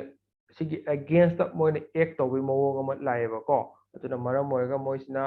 ग्रोथ इनहिबिटर्स अना कौवी मोइजे कदौ मतमदा हाइबा ग्रोथ इनहिबिटर्स हाइजे कम मतमदा एक्ट तौरके हाइदा पाबीदा वुन गुमा लाबा वुन हाइदि सोकपदो को पाबीदा सोलाबा अदिगे पाबीदा स्ट्रेस लाबा स्ट्रेस हाइबदि को पाबीदा स्ट्रेस हाइबदि मुनतो मोइददि मेनली न्यूट्रिएंट्स नत्रगा लाइट वाटर अदिगे कार्बोहाइड्रेट सॉरी कार्बन डाइऑक्साइड सिगुम्बा फंगक्तबा हेलक्पा सिगुम्बा मतमदनि को पाबीदा स्ट्रेस लेबा हाइदि वाक कोइदा हागना वाखन हेना खंजिनबा नुवाइतबा तौदना स्ट्रेस कौनी पाबी हागना पाबी कोई ड्रॉट कुंबा अदगी फ्लड असिगुम्बजे पाबीददि स्ट्रेस ओरकदनि स्ट्रेस मतम ओरकदनि को हाइबा मतमसिदा सिगी ग्रोथ इनहिबिटर से पुथोरकनी है ꯑꯗꯣ ꯃꯣꯏꯅ ꯀꯩꯗꯧꯒꯦ ꯁꯤ ꯃꯇꯝꯗ ꯄꯨꯊꯣꯛꯍꯟꯗꯣꯏꯅꯤꯀꯣ ꯑꯗꯨꯒ ꯃꯣꯏꯅ ꯁꯤ ꯃꯇꯝ ꯅꯠꯇꯕꯤꯗ ꯑꯇꯣꯞꯄ ꯃꯇꯝꯗꯅ ꯃꯣꯏꯅ ꯀꯩꯗꯧꯒꯦ ꯍꯥꯏꯕꯗ ꯗꯣꯔꯃꯦꯟꯁꯤ ꯍꯥꯏꯕꯗꯤ ꯃꯣꯏꯅ ꯃꯇꯦꯡ ꯄꯥꯡꯉꯤ ꯑꯗꯩ ꯑꯃꯅ ꯑꯦꯞꯁꯤꯁꯟ ꯍꯥꯏꯕꯁꯤꯁꯨ ꯃꯇꯦꯡ ꯄꯥꯡꯉꯤ ꯍꯥꯏꯕꯀꯣ ꯗꯣꯔꯃꯦꯟꯁꯤ ꯍꯥꯏꯕꯗꯤ ꯌꯦꯡꯉꯣ ꯑꯩꯈꯣꯏꯅ ꯍꯟꯗꯛ ꯐꯧ ꯂꯣꯛꯑꯦ ꯐꯧꯁꯦ ꯃꯊꯪ ꯆꯍꯤ ꯍꯨꯟꯗꯣꯏꯅꯤ ꯁꯤꯒꯤ ꯆꯍꯤ ꯑꯃꯁꯦ ꯐꯧꯁꯦ ꯀꯩꯗꯧꯒꯦ ꯃꯊꯪ ꯍꯟꯗꯛ ꯂꯣꯛꯈꯤꯕ ꯐꯧꯁꯦ ꯃꯊꯪ ꯊꯥꯕ ꯌꯥꯗꯣꯏꯅꯤ ꯊꯥꯕ ꯌꯥꯏꯁꯦ ꯃꯔꯛꯁꯦ ꯄꯦꯔꯣꯠꯁꯦ ꯃꯣꯏ ꯇꯨꯝꯃꯒ ꯂꯩꯗꯣꯏ ꯁ꯭ꯂꯤꯞꯄꯤꯡ ꯄꯦꯔꯠ ꯀꯥꯏꯅꯁꯨ ꯍꯥꯏꯅꯩꯀꯣ ꯍꯥꯏꯕ ꯄꯦꯔꯠꯁꯦ ꯃꯣꯏ ꯇꯨꯃꯤꯟ ꯂꯩꯗꯣꯏꯅꯤ ꯇꯨꯃꯤꯟ ꯂꯩꯖ ꯇꯥꯔꯁꯨ ꯃꯣꯏꯗ ꯀꯩꯗꯧꯒꯦ ꯃꯣꯏꯒꯤ ꯁꯦꯜ ꯗꯤꯕꯤꯖꯟꯒꯤ ꯑꯦꯕꯤꯂꯤꯇꯤꯁꯦ ꯃꯥꯡꯈꯤꯗꯦꯕꯀꯣ ꯁꯨꯃꯥꯏꯅ ꯇꯨꯝꯃꯒ ꯂꯩꯔꯒ ꯃꯥꯒꯤ ꯑꯦꯕꯤꯂꯤꯇꯤ ꯀꯟꯖꯥꯔꯕ ꯇꯧꯔ ꯂꯩꯕꯁꯤꯕꯨ ꯗꯣꯔꯃꯦꯟꯁꯤ ꯍꯥꯏꯅ ꯀꯧꯒꯗꯕ ꯎꯍꯜꯂꯒꯦꯀꯣ ꯗꯣꯔꯃꯦꯟꯁꯤ ꯍꯥꯏꯕꯗꯤ ꯌꯦꯡꯉꯣ ꯑꯦꯛꯖꯥꯝꯄꯜ ꯑꯩꯅ ꯁꯤꯠꯇ ꯄꯤꯕꯅꯤ ꯁꯤꯠꯀꯨꯝꯕ ꯑꯗꯒꯤ ꯑꯩꯈꯣꯏꯒꯤ ꯔꯥꯏꯖꯣꯝꯁꯀꯨꯝꯕꯗ ꯌꯦꯡꯉꯣ ꯃꯣꯏꯁꯦ ꯍꯧꯔꯅꯤ ꯂꯩꯕꯥꯛ ꯃꯅꯨꯡꯗ ꯑꯗꯨꯝ ꯂꯩꯔꯅꯤ ꯔꯥꯏꯖꯣꯝꯁꯀꯤꯅꯤꯀꯣ ꯅꯠꯇ꯭ꯔ ꯁꯤꯠꯇ ꯀꯩꯅꯣ ꯍꯥꯏꯔꯣ ꯆꯦꯡ ꯍꯥꯏꯔꯣ ꯆꯦꯡꯗ ꯑꯣꯏꯅ ꯍꯥꯏꯔꯒꯦꯁꯦ ꯆꯦꯡ ꯃꯔꯨꯁꯦ ꯆꯦꯡꯁꯦ ꯍꯟꯗꯛ ꯂꯣꯏꯑꯦ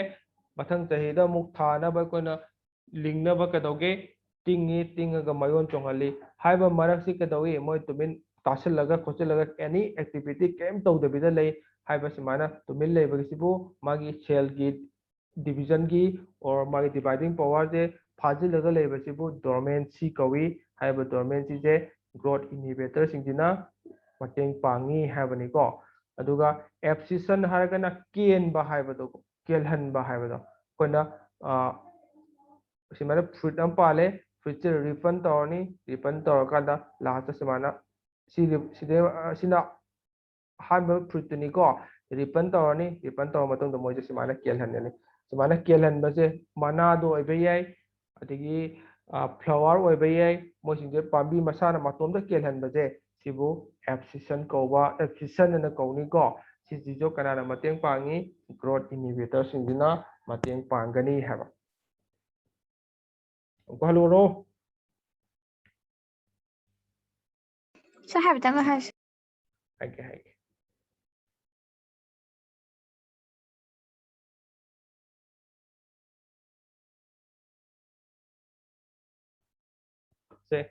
ꯁꯤꯒꯤ ꯒ꯭ꯔꯣꯠ ꯏꯟꯍꯤꯕꯤꯇꯔꯁ ꯍꯥꯏꯕ ꯀꯝꯄꯥꯎꯟ ꯄꯤꯖꯤꯌꯥꯁꯤꯡꯁꯦ ꯀꯔꯝꯕ ꯃꯇꯝꯗ ꯊꯣꯛꯂꯛꯀꯅꯤ ꯍꯥꯏꯕ ꯄꯥꯝꯕꯤꯗ ꯋꯨꯟꯒꯨꯝꯕ ꯂꯩꯔꯕ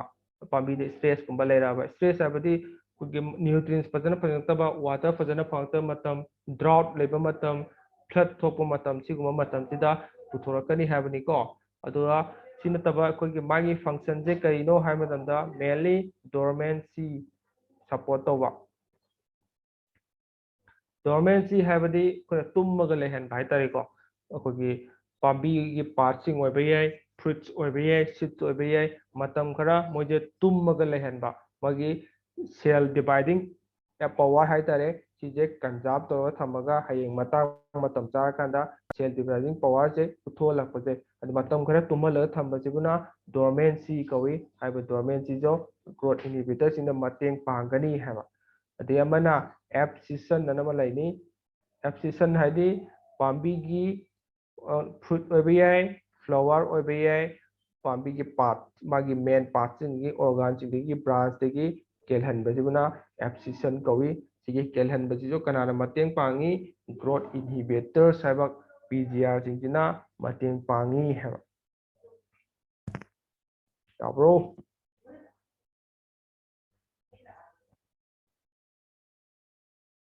ꯂꯣꯏ ꯉꯥꯎꯔꯕꯣ ꯑꯝꯇ ꯌꯥꯔꯅꯤ ꯁꯥꯔ ꯁꯦꯟꯆꯨꯔꯤꯌꯥ ꯌꯥꯕ꯭ꯔꯣ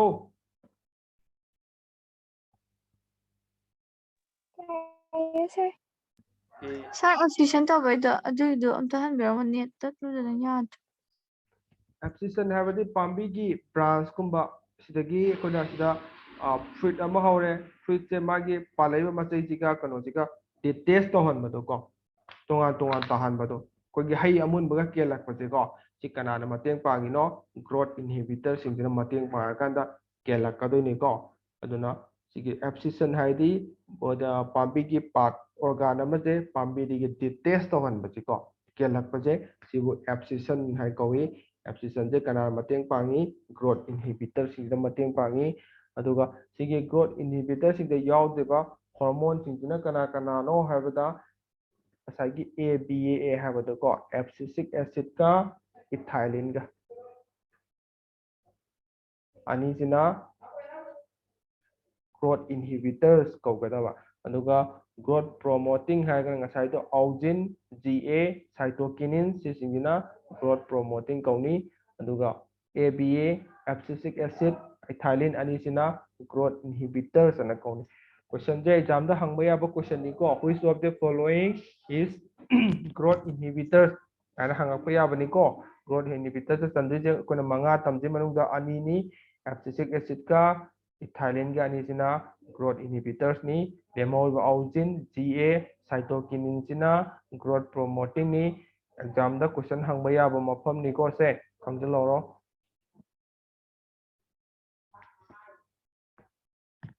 याबो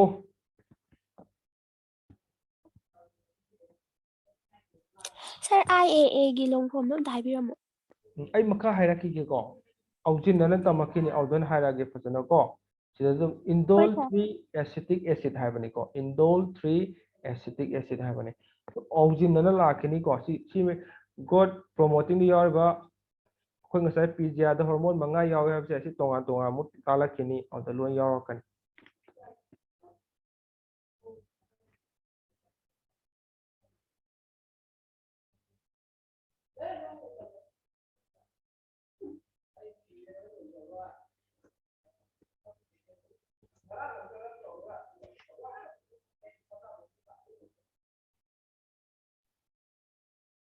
से मथंग डिस्कवरी येना होजिकी पीजीआर 5 दो पीजीआर 5 पीजीआर से सी कमाइना पुथोकीगे हाइबसिनिको सी मतांगदनी सिमु तोरक्तिसिना डिस्कवरी ऑफ पीजीआर सेबनिको पीजीआर हाइदे गाउनुको ngसाइदो प्लांट हार्मोन हाइसु याइ फाइटो हार्मोन साइसु याइको अतुनो लाइक यावेना लाइक हाइएना जुम हाइबनी डिस्कवरी ऑफ पीजीआर पीजीआर सिंजे दिके auxin अदिकी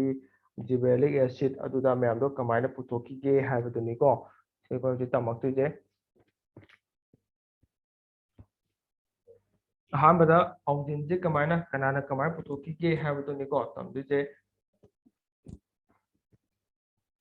Charles Darwin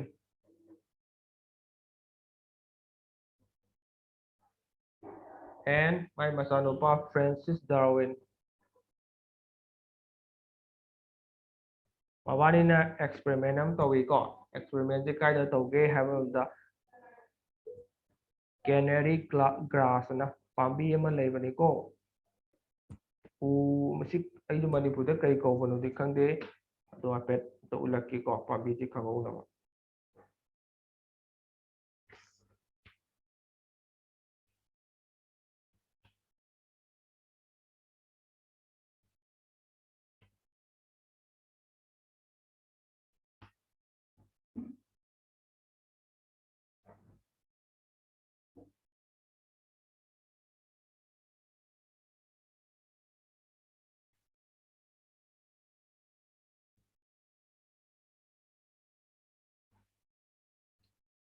si pambi ji bro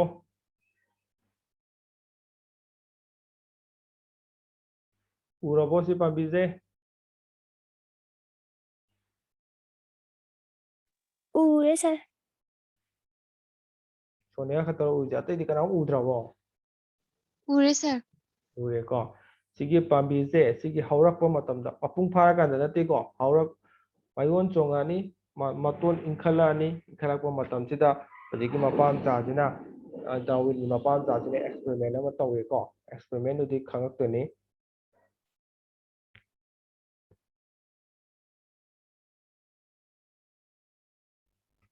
hojiki grass ki coleoptile ama leiko coleoptile hadi pambi sida soil lere sida sit lere sit ke dogani mayon chongani simana mayon chongaga mathomda pra magi differences khoigi lip aduda na form tawdingai da simana mayon je sana chongalakani simana ko magi lip aduda tholakringai da mayon chongalakani soil surface tagi sigi maton sida moina phang kaigumo observe khar taweba ko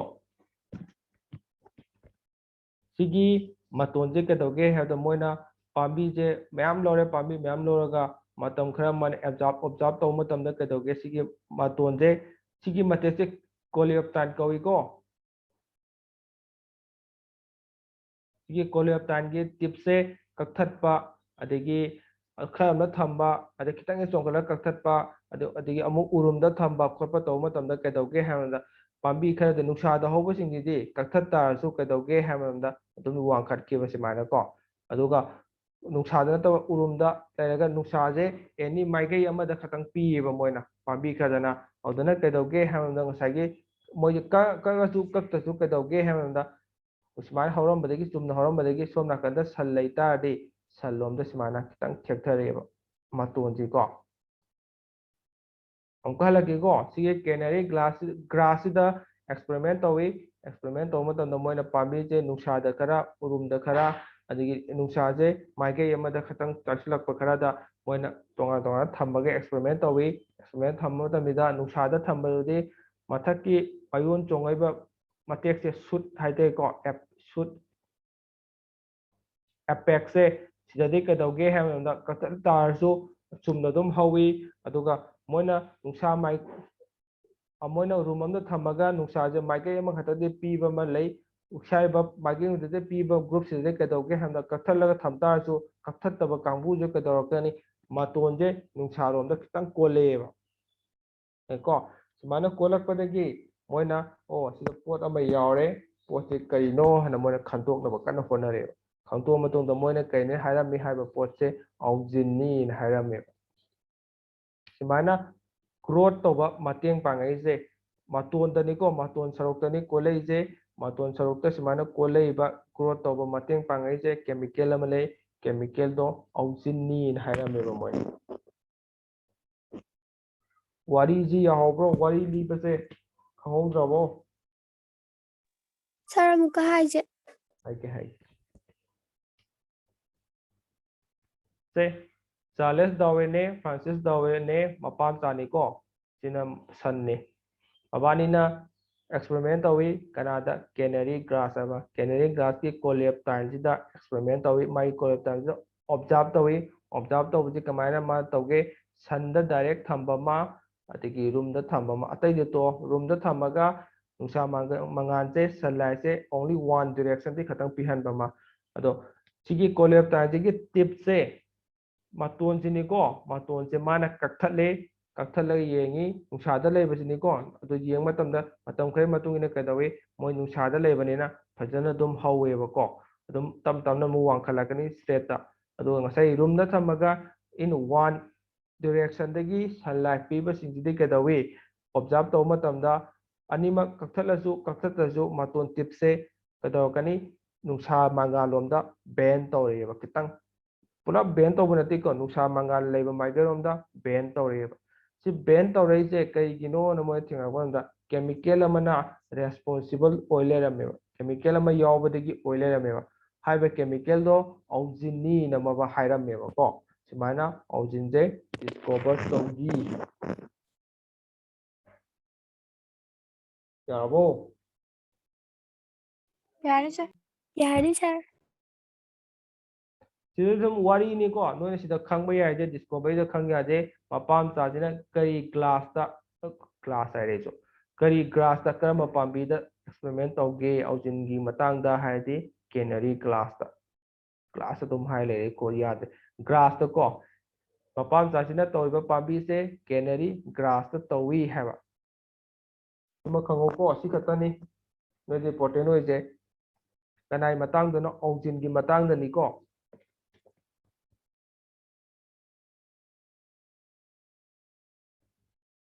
aduga kona aujin je moina aujin yawe de harame aduga aujin je pura pambi di lokthok pose kanana lokthongge isolated kanana torongge haide fw when have nu pasina isolated torame ko sima khango pambi di lokthoga tonga lokthore have ni ko fw when jina isolated tawi mana kai pambi di tawi ot have pambi je sidagi isolated tawai habani ko ot pabi je mayon chongpa seedling tawraga mayon chongpa stage se sidigi mana lokthoi habani ko ot khangbro ꯈꯪꯉꯤ ꯈꯪꯉꯤꯀꯣ ꯁꯤꯃꯁꯨ important ꯑꯣꯏꯀꯣ ꯑꯣꯔꯤꯖꯤꯟꯁꯦ ꯀꯅꯥꯅ isolated ꯇꯧꯒꯦ ꯍꯥꯏꯕ ꯄꯥꯝꯕꯤꯗꯒꯤ ꯀꯅꯥꯅ isolated ꯇꯧꯒꯦ ꯍꯪꯉꯛꯄ ꯌꯥꯏ ꯄꯥꯝꯕꯤꯗꯒꯤ ꯍꯥꯏꯕꯅꯤꯀꯣ ꯄꯥꯝꯕꯤꯗꯒꯤ ꯀꯅꯥꯅ ꯑꯥꯏꯁꯣꯂꯦꯇꯦꯠ ꯇꯧꯒꯦ ꯍꯪꯉꯛ ꯇꯥꯔꯗꯤ FW ꯋꯦꯟꯅ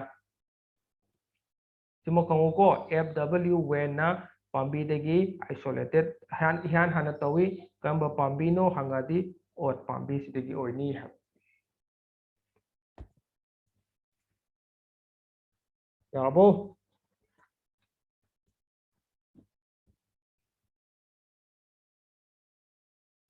ꯌꯥꯔꯅꯤ ꯁꯥꯔ ꯁꯤꯅ ꯑꯣꯖꯤꯟꯒꯤ ꯗꯤꯁꯀꯣꯚꯔꯤꯅꯤꯀꯣ ꯑꯣꯖꯤꯟꯒꯤ ꯁꯤꯗ ꯂꯣꯏꯔꯦ ꯅꯦꯛꯁꯇ GA ꯀꯣ ꯖꯤꯕ꯭ꯔꯦꯂꯤꯛ ꯑꯦꯁꯤഡꯀꯤ ꯀꯃꯥꯏꯅ ꯇꯧꯒꯦ ꯍꯥꯏꯕꯗ ꯁꯤꯅ ꯖꯄꯥꯟꯗ ꯏꯍꯥꯟ ꯍꯥꯟꯅ ꯃꯣꯏꯅ ꯔꯤꯄꯣर्टेड ꯇꯧꯔꯛꯇꯣꯏꯅꯤ ꯔꯤꯄꯣर्टेड ꯇꯧꯔꯛꯄꯗꯤ ꯀꯃꯥꯏꯅ ꯇꯧꯒꯦ ꯍꯥꯏꯕꯗ ꯃꯣꯏꯅ ꯔꯥꯏꯁ ꯄꯥꯝꯕꯤꯁꯦ ꯔꯥꯏꯁꯁꯤꯀꯣ ꯅꯣꯔꯃꯦꯜ ꯁꯨꯃꯥꯏꯅ ꯍꯧꯖꯕꯁꯦ ꯁꯤ ꯅꯠꯇꯕ ꯃꯐꯝ ꯈꯔꯗ ꯀꯃꯥꯏꯅ ꯃꯣꯏꯅ ꯀꯩ ꯑꯣꯕꯖꯥꯔꯕ ꯇꯧꯒꯦ ꯍꯥꯏꯕꯗ ꯄꯥꯝꯕꯤꯁꯦ ꯄꯪꯋꯥꯡꯗ ꯋꯥꯡꯕ ꯁꯨꯃꯥꯏꯅ ꯃꯥꯒꯤ ꯃꯅꯥꯁꯦ ꯄꯪꯆꯥꯎꯗ ꯆꯥꯎꯕꯀꯣ ꯑꯗꯨꯒ ꯃꯍꯩ ꯐꯖꯅ ꯌꯥꯟꯕ꯭ꯔꯥ ꯍꯥꯏꯗꯤ ꯌꯥꯟꯗꯕ ꯀꯩꯅꯣ ꯇꯧꯀꯣ ꯔꯥꯏꯁꯅꯤꯀꯣ ꯔꯥꯏꯁꯁꯦ ꯁꯨꯃꯥꯏꯅ ꯅꯣꯔꯃꯦꯜ ꯈꯔ ꯁꯥꯏꯖ ꯑꯝꯗ ꯍꯧꯒꯗꯕꯗꯣ ꯍꯧꯗꯕꯤꯗ ꯔꯥꯏꯁꯁꯦ ꯃꯅꯥꯁꯦ ꯄꯥꯒ ꯔꯥꯏꯁꯇꯗꯤ ꯐꯧꯗꯨꯅꯤꯀꯣ ꯐꯧꯗꯣ ꯁꯨꯃꯥꯏꯅ ꯐꯖꯅ ꯍꯧꯒꯗꯕꯗꯣ ꯅꯣꯔꯃꯦꯜ ꯒ꯭ꯔꯣꯠ ꯂꯩꯒꯗꯕꯗꯣ ꯂꯩꯇꯕꯤꯗ ꯈꯪꯆꯥꯎ ꯆꯥꯎꯕ ꯃꯅꯥꯒꯁꯦ ꯄꯥꯛꯄꯀꯣ ꯄꯥꯛꯄꯒ ꯃꯍꯩꯗꯤ ꯐꯖꯅ ꯌꯥꯟꯕ꯭ꯔꯥ ꯍꯥꯏꯕꯗꯤ ꯌꯥꯟꯗꯦꯕꯀꯣ ꯁꯤ ꯃꯣꯏꯅ ꯂꯩꯅꯥ ꯑꯃꯅꯤ ꯍꯥꯏꯅ ꯂꯩꯅꯥꯁꯤ ꯃꯃꯤꯡ ꯑꯃ ꯄꯤ ꯕꯦꯀꯦꯅꯤ disease or foolish disease ꯁꯤ ꯀꯩ ꯂꯝꯗ ꯀꯩ ꯂꯝꯗꯒꯤ ꯔꯤꯄꯣर्ट ꯇꯧꯔꯛꯑꯦꯕ ꯖꯄꯥꯟꯗꯒꯤ ꯑꯗꯨ ꯁꯤ ꯔꯤꯄꯣर्ट ꯇꯧꯔꯛꯏꯕ ꯅꯨꯄꯥꯁꯤꯅ ꯀꯅꯥꯅꯣ ꯏ ꯀꯨꯔꯣꯁꯥꯋꯥꯅꯀꯣ ꯀꯨꯔꯣꯁꯥꯋꯥ ꯃꯥꯅ ꯔꯤꯄꯣर्ट ꯇꯧꯔꯛꯑꯦꯕ ꯑꯗꯣ ꯁꯨꯃꯥꯏꯅ ꯄꯥꯝꯕꯤ ꯈꯪꯋꯥꯡ ꯋꯥꯡꯉꯤꯕ ꯑꯗꯣ ꯀꯩꯅꯣꯗꯤ ꯇꯧꯗ꯭ꯔꯤꯁꯦ ꯀꯩꯒꯤꯅꯣ ꯊꯤꯒꯠꯂꯨ ꯃꯇꯝꯗ ꯃꯣꯏꯗ ꯃꯅꯨꯡꯗ ꯀꯦꯃꯤꯀꯦꯜ ꯑꯃ ꯌꯥꯎ ꯂꯩꯔꯝꯃꯤ ꯃꯣꯏꯗ ꯑꯦꯛꯇꯤꯚ ꯁꯕꯁꯇꯦꯟꯁ ꯑꯃ ꯌꯥꯎ ꯂꯩꯔꯝꯃꯤ ꯑꯦꯛꯇꯤꯚ ꯁꯕꯁꯇꯦꯟꯁꯇꯨ ꯀꯩꯅꯣ ꯍꯥꯏꯗꯤ GA ꯁꯤ ꯑꯣꯏ ꯂꯩꯔꯝꯃꯦꯕ ꯑꯃꯨꯛꯀ ꯍꯜꯂꯛꯀꯦꯀꯣ ꯖꯄꯥꯟꯗ ꯁꯨꯃꯥꯏꯅ ꯔꯥꯏꯁ ꯄ꯭ꯂꯥꯟꯁꯦ ꯐꯧꯁꯦ ꯊꯥꯕ ꯃꯇꯝꯗ ꯅꯣꯔꯃꯦꯜ ꯒ꯭ꯔꯣꯠꯁꯤ ꯅꯠꯇꯕꯤꯗ ꯀꯩꯗꯧꯋꯤ ꯈꯪꯋꯥꯡ ꯌꯥꯝ ꯄꯪꯆꯥꯎ ꯆꯥꯎꯕ ꯃꯅꯥꯒꯁꯦ ꯑꯄꯥꯕ ꯊꯤꯅ ꯋꯥꯡꯕ ꯔꯥꯏꯁ ꯃꯌꯥꯝ ꯌꯥꯎ ꯂꯩꯔꯝꯃꯤ ꯑꯗꯣ ꯃꯣꯏꯁꯦ ꯃꯍꯩ ꯐꯖꯅ ꯃꯣꯏ ꯍꯔꯥꯎꯔꯝꯃꯦꯕ ꯐꯖꯅ ꯃꯍꯩ ꯌꯥꯟꯒꯗ꯭ꯔꯅ ꯑꯗꯣ ꯃꯍꯩꯗꯤ ꯌꯥꯟꯗꯕꯤꯗ ꯃꯇꯝꯈꯔ ꯂꯩꯔꯒ ꯑꯗꯨꯝ ꯁꯤꯈꯤꯕꯀꯣ ꯑꯗꯣ ꯃꯍꯩꯁꯨ ꯌꯥꯟꯗꯦ ꯄꯪꯆꯥꯎ ꯆꯥꯎꯋꯦꯅ ꯃꯥꯁꯦ ꯄꯪꯕ ꯃꯥꯜꯂꯦꯅ ꯐꯨꯂꯤꯁ ꯗꯤꯖꯤꯁ ꯑꯅ ꯃꯃꯤꯡ ꯊꯣꯜꯂꯤꯕ ꯖꯄꯥꯟꯗ ꯕꯦꯀꯦꯅꯤ ꯗꯤꯖꯤꯁ ꯑꯅ ꯍꯥꯏꯌꯦꯕꯀꯣ ꯍꯥꯏꯕ ꯗꯤꯖꯤꯁꯁꯦ ꯀꯅꯥꯅ ꯔꯤꯄꯣर्टेड ꯇꯧꯔꯛꯀꯦ ꯍꯥꯏꯕꯗ ꯏ ꯀꯨꯔꯣꯁꯥꯋꯥ ꯍꯥꯏꯕ ꯅꯨꯄꯥꯁꯤꯅ ꯔꯤꯄꯣर्ट ꯇꯧꯔꯛꯑꯦ ꯑꯗꯣ ꯃꯥꯅ ꯊꯤꯖꯤꯟꯕ ꯃꯇꯝꯗ ꯍꯥꯏꯕ ꯃꯅꯨꯡꯗ ꯀꯦꯃꯤꯀꯦꯜ ꯑꯃ ꯌꯥꯎꯔꯝꯃꯤ ꯑꯦꯛꯇꯤꯚ ꯁꯕꯁꯇꯦꯟꯁ ꯑꯃ ꯌꯥꯎꯔꯝꯃꯤ ꯑꯦꯛꯇꯤꯚ ꯁꯕꯁꯇꯦꯟꯁꯇꯨ ꯀꯔꯤ ꯑꯣꯏꯔꯝꯒꯦ ꯍꯥꯏꯕ ꯃꯇꯝꯗ GA ꯍꯥꯏꯕ ꯖꯤꯕ꯭ꯔꯦꯂꯤꯛ ꯑꯦꯁꯤഡꯁꯦ ꯑꯣꯏ ꯂꯩꯔꯝꯃꯦ ꯀꯣ ꯁꯨꯃꯥꯏꯅ GAꯁꯦ ꯏꯍꯥꯟ ꯍꯥꯟꯅ ꯖꯄꯥꯟꯗꯒꯤ ꯔꯤꯄꯣर्टेड ꯇꯧꯈꯤ ꯍꯥꯏꯕ ꯌꯥꯕ꯭ꯔꯣ ꯌꯥꯔꯅꯤ ꯁꯥꯔ ꯌꯥꯔꯅꯤ ꯁꯥꯔ ꯑꯗꯣ ꯁꯤꯒꯤ ꯖꯤꯕ꯭ꯔꯦꯂꯤꯛ ꯑꯦꯁꯤꯗꯁꯤ ꯌꯥꯎꯕꯒꯤ ꯆꯥꯎꯕ ꯋꯥꯅꯤ ꯑꯗꯣ ꯃꯥꯁꯦ ꯗꯤꯖꯤꯁ ꯑꯃꯗꯤ ꯗꯤꯖꯤꯁꯅꯤ ꯑꯗꯣ ꯁꯤ ꯗꯤꯖꯤꯁꯁꯤ ꯀꯩ ꯑꯇꯣꯞꯄ ꯐꯪꯒꯁ ꯑꯃꯅ ꯊꯣꯛꯍꯟꯕꯅꯤꯀꯣ ꯐꯪꯒꯁꯁꯤꯅ ꯀꯩ GAꯁꯦ ꯄꯨꯊꯣꯛꯄꯅꯤꯀꯣ ꯑꯗꯣ ꯐꯪꯒꯁꯇꯨ ꯀꯩꯅꯣ ꯍꯥꯏꯔꯗꯤ ꯖꯤꯕ꯭ꯔꯦꯂꯥ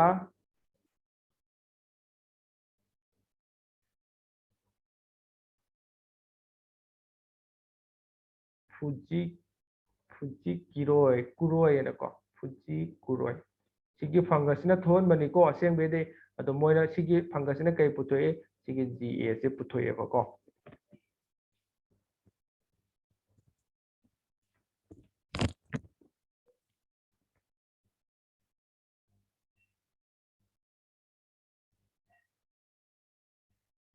ꯑꯣ GAꯒꯤ ꯂꯣꯏꯅ ꯍꯥꯏꯔꯛꯈꯤꯅꯤꯀꯣ ꯄ꯭ꯔꯦꯃꯤꯂꯥ GA ꯇꯝꯗ꯭ꯔꯤꯀꯣ ꯁꯤ ꯖꯁ ꯁꯤꯗ ꯇꯥꯏꯁꯦ ꯃꯣꯏ ꯀꯃꯥꯏꯅ ꯄꯨꯊꯣꯛꯈꯤꯒꯦ ꯍꯥꯏꯕꯗꯨ ꯈꯛꯇꯅꯤꯀꯣ ꯑꯗꯨ ꯀꯥꯟꯅꯕꯁꯦ ꯑꯩ ꯍꯣꯔꯦꯟ ꯍꯥꯏꯔꯛꯈꯤꯒꯦ ꯀꯃꯥꯏꯅ ꯀꯥꯟꯅꯩ ꯈꯣꯠꯅꯩ ꯍꯥꯏꯕꯗꯣ ꯃꯣꯏ ꯇꯣꯉꯥꯟ ꯇꯣꯉꯥꯟ ꯇꯝꯃꯛꯈꯤꯅꯤ ꯑꯗ ꯍꯥꯏꯔꯛꯀꯦ GAꯒꯤ ꯌꯥꯔꯦꯀꯣ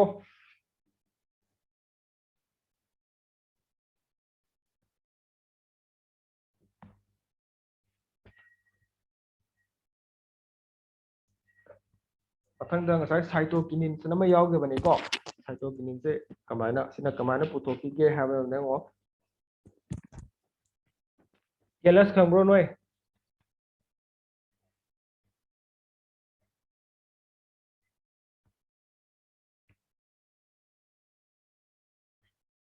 ꯀꯦꯂꯁ ꯈꯪꯕ꯭ꯔꯣ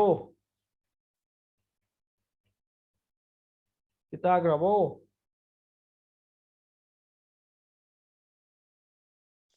ꯁꯥꯔ ꯈꯪꯗꯤꯌꯦ ꯅꯣꯏ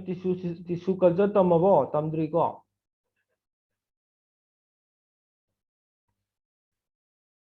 ꯇꯤꯁꯨ ꯀꯜꯆꯔ ꯇꯧꯒꯦ ꯍꯥꯏꯗꯤ ꯄꯥꯝꯕꯤ ꯁꯨꯃꯥꯏꯅ ꯂꯩꯔꯦ ꯄꯥꯝꯕꯤ ꯕ꯭ꯔꯥꯟꯁ ꯑꯣꯏꯕ ꯌꯥꯏ ꯁ꯭ꯇꯦꯝ ꯑꯣꯏꯕ ꯌꯥꯏ ꯂꯤꯞ ꯑꯣꯏꯕ ꯌꯥꯏ ꯃꯣꯏꯗꯤ ꯃꯆꯦꯠ ꯑꯃ ꯂꯧꯔꯅꯤ ꯁꯤꯁꯦ ꯑꯥꯔꯇꯤꯐꯤशिꯌꯦꯜ ꯃꯦꯗꯤꯌꯝ ꯅ꯭ꯌꯨꯇ꯭ꯔꯤꯟ ꯆꯥꯎꯕꯝꯗ ꯍꯥꯞꯆꯤꯜꯂꯅꯤ ꯁꯤꯗꯒꯤ ꯒ꯭ꯔꯣꯠ ꯇꯧꯍꯟꯕꯗꯨꯅꯤꯀꯣ ꯁꯤꯃ ꯑꯍꯥꯟꯕꯗ ꯍꯥꯞꯆꯤꯜꯂꯒ ꯖꯁ ꯑꯩꯉꯣꯟꯗ ꯀꯩꯒꯨꯝꯕ ꯈꯔ ꯆꯦꯟꯖ ꯂꯥꯛꯄ ꯎꯅꯤꯀꯣ ꯃꯇꯨꯡꯗ ꯇꯥꯁꯤꯜꯂꯛꯄ ꯈꯣꯠꯄ ꯂꯧꯔꯛꯀꯅꯤ ꯑꯗꯨꯏ ꯃꯇꯝꯗꯨꯕꯨ ꯀꯩ ꯀꯧꯔꯛꯀꯅꯤ ꯀꯦꯂꯁ ꯑꯅ ꯀꯧꯔꯛꯀꯗꯕꯅꯤꯀꯣ ꯇꯤꯁꯨ ꯀꯜꯆꯔꯗꯅꯤꯀꯣ ꯇꯤꯁꯨ ꯀꯜꯆꯔꯗ ꯌꯥꯎꯔꯛꯀꯗꯕꯅꯤ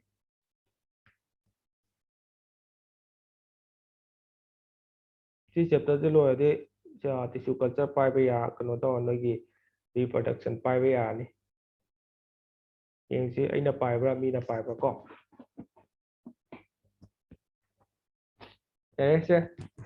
ꯁꯤꯒꯤ ꯑꯦꯞ ꯁ꯭ꯀꯨꯛ ꯍꯥꯏꯕ ꯅꯨꯄꯥꯁꯤꯅ ꯁꯥꯏꯇꯣꯀꯤꯅꯤꯟꯁꯦ ꯄꯨꯊꯣꯛꯇꯣꯏꯅꯤ ꯃꯥꯅ ꯀꯃꯥꯏꯅ ꯄꯨꯊꯣꯛꯀꯦ ꯍꯥꯏꯕ ꯃꯇꯝꯗ ꯑꯩꯈꯣꯏꯒꯤ ꯇꯣꯕꯦꯀꯣ ꯄ꯭ꯂꯥꯟꯁꯤꯒꯤ ꯁ꯭ꯇꯦꯝꯗꯒꯤ ꯀꯦꯂꯁ ꯂꯧꯔꯦ ꯀꯦꯂꯁꯁꯤ ꯒ꯭ꯔꯣꯠ ꯇꯧꯍꯜꯂꯦꯕꯀꯣ ꯀꯦꯂꯁꯁꯤ ꯒ꯭ꯔꯣꯠ ꯇꯧꯕ ꯃꯇꯝꯗ ꯃꯥꯅ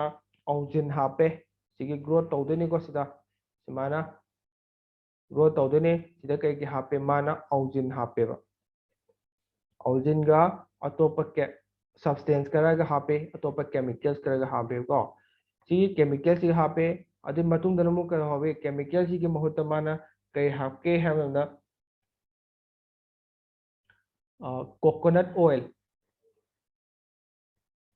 coconut oil ꯍꯥꯏꯔꯦ coconut milk ꯀꯣ ꯃꯍꯤꯗꯣ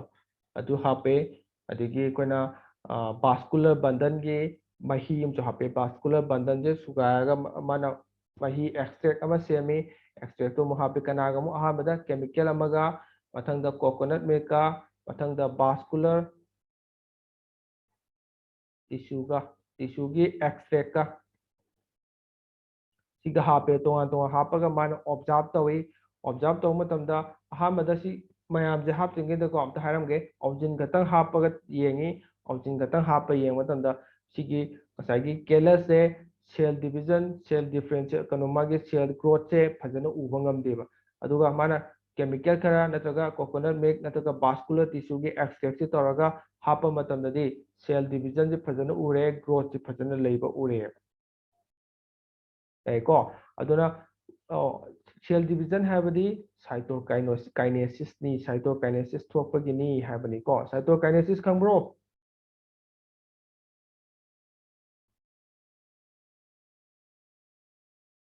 ꯁꯥꯏꯇꯣꯀꯥꯏꯅꯦꯁꯤꯁ ꯈꯪꯕ꯭ꯔꯣ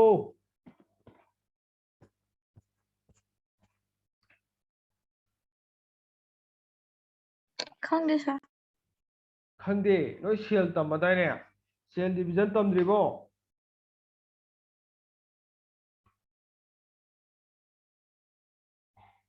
ꯌꯦꯁ ꯁꯥꯏꯇꯣꯄ꯭ꯂꯥꯖꯝ ꯗꯤꯕꯤꯖꯟ ꯇꯧꯕꯗꯣ ꯑꯗꯣ ꯁꯤꯒꯤ ꯀꯦꯂꯁ ꯒ꯭ꯔꯣꯠ ꯇꯧꯕꯩꯗ ꯐꯖꯅ ꯑꯩꯈꯣꯏꯒꯤ ꯉꯥꯏ ꯁꯦꯜ ꯒ꯭ꯔꯣꯠ ꯇꯧꯔꯛꯏꯗꯣ ꯁꯥꯏꯇꯣꯀꯥꯏꯅꯦꯁꯤꯁ ꯊꯣꯛꯄꯗꯒꯤꯅꯤꯅ ꯀꯅꯥ ꯍꯥꯏꯔꯝꯃꯤ ꯑꯦꯞ ꯁ꯭ꯀꯨꯞ ꯍꯥꯏꯕ ꯅꯨꯄꯥꯁꯤꯅ ꯍꯥꯏꯔꯝꯃꯦꯕꯀோ ꯑꯗꯣ ꯁꯤ ꯊꯣꯛꯍꯜꯂꯤꯕ ꯄꯣꯠꯁꯦ ꯀꯔꯤꯅꯣꯅ ꯃꯣꯏ ꯊꯤꯒꯠꯂꯨꯕ ꯃꯇꯝꯗ ꯂꯥꯁꯇ ꯀꯥꯏꯅꯦꯇꯤꯟ ꯑꯅ ꯑꯃ ꯌꯥꯎ ꯂꯩꯔꯝꯃꯦꯕ ꯍꯥꯏꯔꯛꯀꯦꯀꯣ ꯁꯨꯃꯥꯏꯅ ꯑꯦꯛꯁꯄꯦꯔꯤꯃꯦꯟ ꯇꯧꯕ ꯃꯇꯝꯗ ꯀꯔꯤ ꯄ꯭ꯂꯥꯟ ꯁꯤꯖꯤꯟꯅꯩ ꯑꯗꯨꯒ ꯍꯧꯖꯤꯛꯀꯤꯗꯣ ꯇꯣꯕꯦꯀꯣ ꯄ꯭ꯂꯥꯟꯁꯤꯅꯤꯀꯣ ꯇꯣꯕꯦꯀꯣ ꯄ꯭ꯂꯥꯟꯁꯦ ꯁꯤꯒꯤ ꯃꯇꯦꯛ ꯑꯃ ꯂꯧꯔꯒ ꯀꯦꯂꯁ ꯐꯣꯝ ꯇꯧꯔꯒ ꯒ꯭ꯔꯣꯠ ꯇꯧꯍꯜꯂꯤ ꯃꯦꯗꯤꯌꯝ ꯑꯃꯗ ꯑꯥꯔꯇꯤꯐꯤशिꯌꯦꯜ ꯃꯦꯗꯤꯌꯝꯗ ꯒ꯭ꯔꯣꯠ ꯇꯧꯍꯜꯂꯤꯀꯣ ꯇꯤꯁꯨ ꯀꯜꯆꯔ ꯇꯧꯏ ꯍꯥꯏꯕꯅꯤ ꯑꯗꯣ ꯑꯣꯟꯖꯤꯟ ꯍꯥꯞꯄꯒ ꯑꯣꯟꯖꯤꯟꯒ ꯀꯦꯃꯤꯀꯦꯜ ꯈꯔꯒ ꯑꯗꯨꯒ coconut milk ꯈꯔꯒ ꯑꯃꯨꯛ ꯚꯥꯁꯀꯨꯂꯔ ꯇꯤꯁꯨꯒꯤ ꯑꯦꯛꯁꯇ꯭ꯔꯦꯛꯀ ꯇꯧꯔꯒ ꯍꯥꯞꯄꯒ ꯒ꯭ꯔꯣꯠꯁꯦ ꯃꯥꯅ ꯌꯦꯡꯕ ꯃꯇꯝꯗ ꯒ꯭ꯔꯣꯠꯁꯦ ꯐꯖꯅ ꯂꯩꯔꯛꯑꯦ ꯒ꯭ꯔꯣꯠ ꯂꯩꯔꯛꯏꯁꯤ ꯀꯩꯒꯤꯅோ ꯁꯦꯜ ꯗꯤꯕꯤꯖन ꯇꯧꯔꯛꯄꯗꯒꯤꯅꯤ ꯁꯦꯜ ꯗꯤꯕꯤꯖन ꯍꯥꯏꯗꯤ ꯁꯥꯏꯇꯣꯄ꯭ꯂꯥꯖꯝ ꯗꯤꯕꯤꯖन ꯇꯧꯔꯛꯄꯗꯣ ꯁꯥꯏꯇꯣꯀꯥꯏꯅꯦꯁꯤꯁ ꯊꯣꯛꯏ ꯍꯥꯏꯕꯅꯤ ꯑꯗꯣ ꯊꯣꯛꯏꯕ ꯄꯣꯠꯁꯤ ꯀꯔꯤꯅꯣ ꯊꯤꯒꯠꯂꯨꯕ ꯃꯇꯝꯗ ꯀꯥꯏꯅꯦꯇꯤꯟ ꯍꯥꯏꯕ ꯀꯝꯄꯥꯎꯟ ꯑꯃ ꯌꯥꯎ ꯂꯩꯔꯝꯃꯤ ꯍꯥꯏꯕ ꯀꯝꯄꯥꯎꯟꯁꯤꯅꯅꯤ ꯍꯥꯏꯅ ꯃꯣꯏꯅ ꯍꯥꯏꯔꯝꯃꯦꯕ ꯔꯤꯄꯣर्ट ꯇꯧꯔꯝꯃꯦꯕꯀꯣ ꯀꯅꯥꯅ ꯑꯦꯞꯁꯀꯨꯠ ꯑꯗꯣ ꯃꯥ ꯃꯇꯣꯝꯇ ꯅꯠꯇꯦ ꯃꯥꯒ ꯅꯨꯄꯥ ꯑꯃꯒꯅ ꯀꯣꯟꯅ ꯑꯥꯏꯗꯦꯟꯇꯤꯐꯥꯏ ꯇꯧꯕꯅꯤ ꯁꯤꯒꯤ ꯑꯣꯕꯖꯥꯔꯕꯦꯁꯟꯁꯤꯅ ꯑꯦꯞꯁꯀꯨꯞꯁꯤꯅ ꯄꯤꯕꯅꯤ ꯀꯣꯟꯅ ꯀꯥꯏꯅꯦꯇꯤꯟꯅꯤꯅ ꯑꯣꯕꯖꯥꯔꯕ ꯇꯧꯕꯁꯤꯅ ꯀꯅꯥꯒ ꯁ꯭ꯀꯨꯞꯁꯤꯒ ꯃꯤꯂꯔ ꯑꯅ ꯑꯃꯒ ꯃꯕꯥꯅꯤꯅ ꯀꯣꯟꯅ identify ꯇꯧꯕꯅꯤꯀꯣ ꯀꯥꯏꯅꯦꯇꯤꯟ ꯍꯥꯏꯁꯤꯅꯤꯀꯣ ꯁꯥꯏꯇꯣꯀꯥꯏꯅꯤꯟ ꯑꯣꯏꯔꯛꯇꯣꯏꯁꯦ kinetin je sidana moina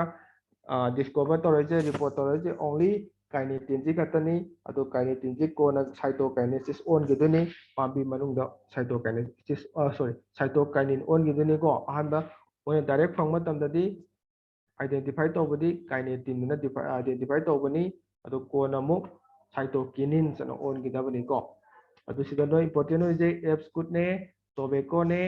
adige kinetin ne adige Cook and Miller sini ko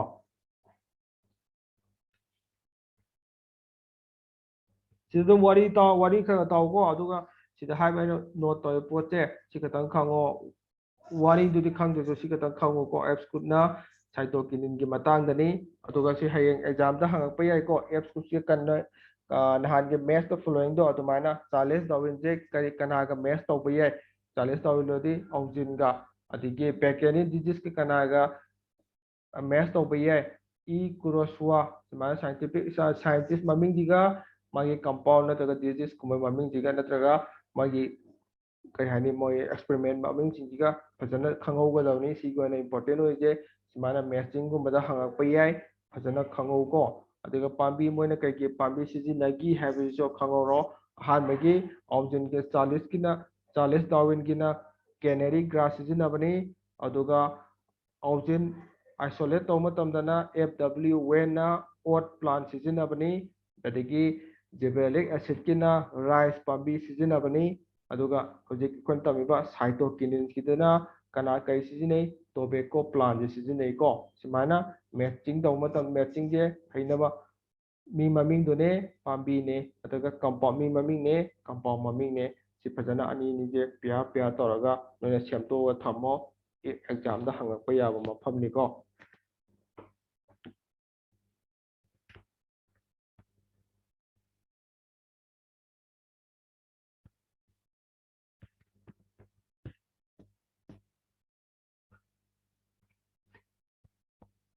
warabo mayam losila zero losila je habanate losila zera hangbani ko lep tong nagino ama to kare kana no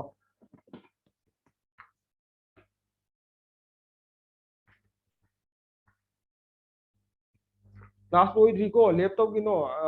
mi class oidri laptop gino go ai makha tala kini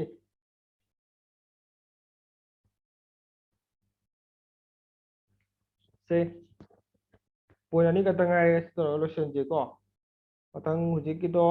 GA pau yogre ko cytokinin jawre hojiki mathang tamjina ngasai growth inhibitors to moi kaman putoki habi wari ni mana 1960 की मतलब जिदा growth inhibitor ahum ga researcher moi researcher no de maming piramdre scientist maming piramdre research to kambu no de maming hapamdre ko moina tongan ba different inhibitor ahum khatang moina report tawi haiba singdo kaino maming simana pirami inhibitor B haiba ma abscission tu haiba ma adiki dormin haibamga ahumji moina report torame ko ado haiba ahumje chemical ahumje inhibitors ngatani moije makhata na kupni yengo matamda chemically identical oilerame moi ahumje maming tongan pijata so chemically yeng matamda di chap mana lerame ko aduna kona moina maming je ama khatona maming tholi kamaina abscisic acid sambida ABA sida scientist maming yaudre ko plan maming si yaudre ado da khangba ya sidadi yam important oidre ado khangdi khangjalo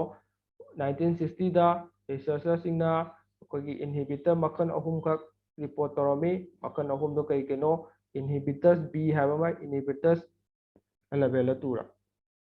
adiki dormin habanga ahum je moina report torami ahum je kamai toge ha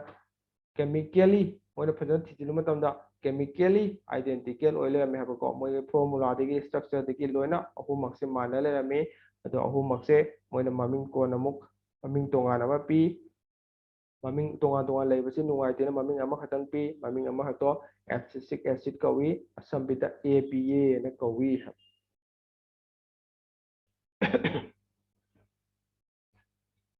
yabo Dạ sir. last ethylene ethylene jina kanana puthomge report toramge hamda couzin ko couzin habra cousin habra paro ko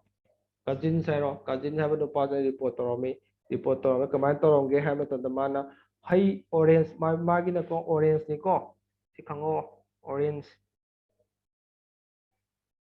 sidagi observe to pambi babi je cousin gina orange pambi dagi kamai to ge da orange mulak pasing je sina mana mama thadore ba taw ko cousin sina observe to matam da orange amun base sidagi mana mam thadore ba haiba manam se mana phare ba ko pharaga pambi anobada pambi sorry uhai fruit anobada hapchale ma fruit anobada mana kamsin boy ga taw kamsin le to matam da ka doge sigi orange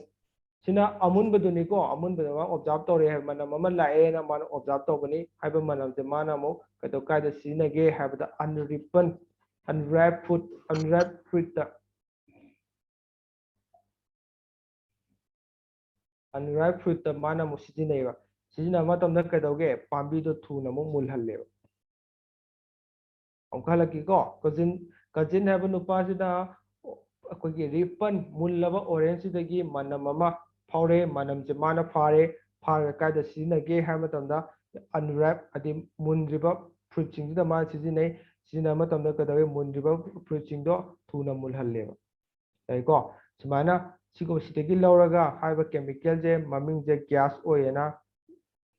maming api ko mana ethylene na suman to ga cousin jina ethylene je deported togi haibani ko ado ahambada kaidi mai manamje kamba pambi gi loge habdo makhango orange tagi orange kamba orange no hanga pa yai ripan toraba mullaba haibani ko mullaba orange tagi ya bro ma'am ngawrabo loina Yare sir. yai ko hello bro Không ơi sir. Không hôi sir. khangboiramni ko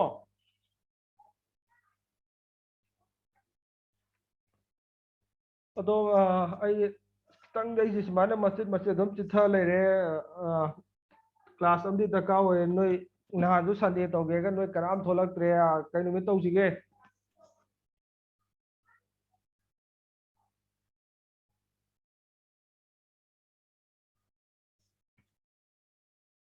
ai je ta kai maru bane tala tu ji ko oxygen gibberellin atigi cytokinin ethylene mogi function kai kai da season kana kai mai lei nei haiba ne tala tu je ado ngasi din nangaroi mathang class ta tawje ado kai nu ta tawsinga natraga mathang yai pero le kan da dum melura mal ta tawsira Sir, iya. Sir là phải đâu có đúng. nahan jo phanaba sunday da tawge hai noi kanam tholak tre mi Sir, amma khanghaudi. mamang sunday da ma di haigi bani ba ko ada hoi yengase ato ai dom pung ama kai waling eta hairake noine yai ya de do dom hairo khumdi khumo sa ai class tawjira taw sa toksi tawroise dom hairo jo kasu kai de tawje hairo dom tawje hairo khumdi khumo ko Hoi sir. kai pare sida lo sala je noi me ai ngang ba do ta bo wara lo sala je ko Thank you sir. Thank you, sir. Sir.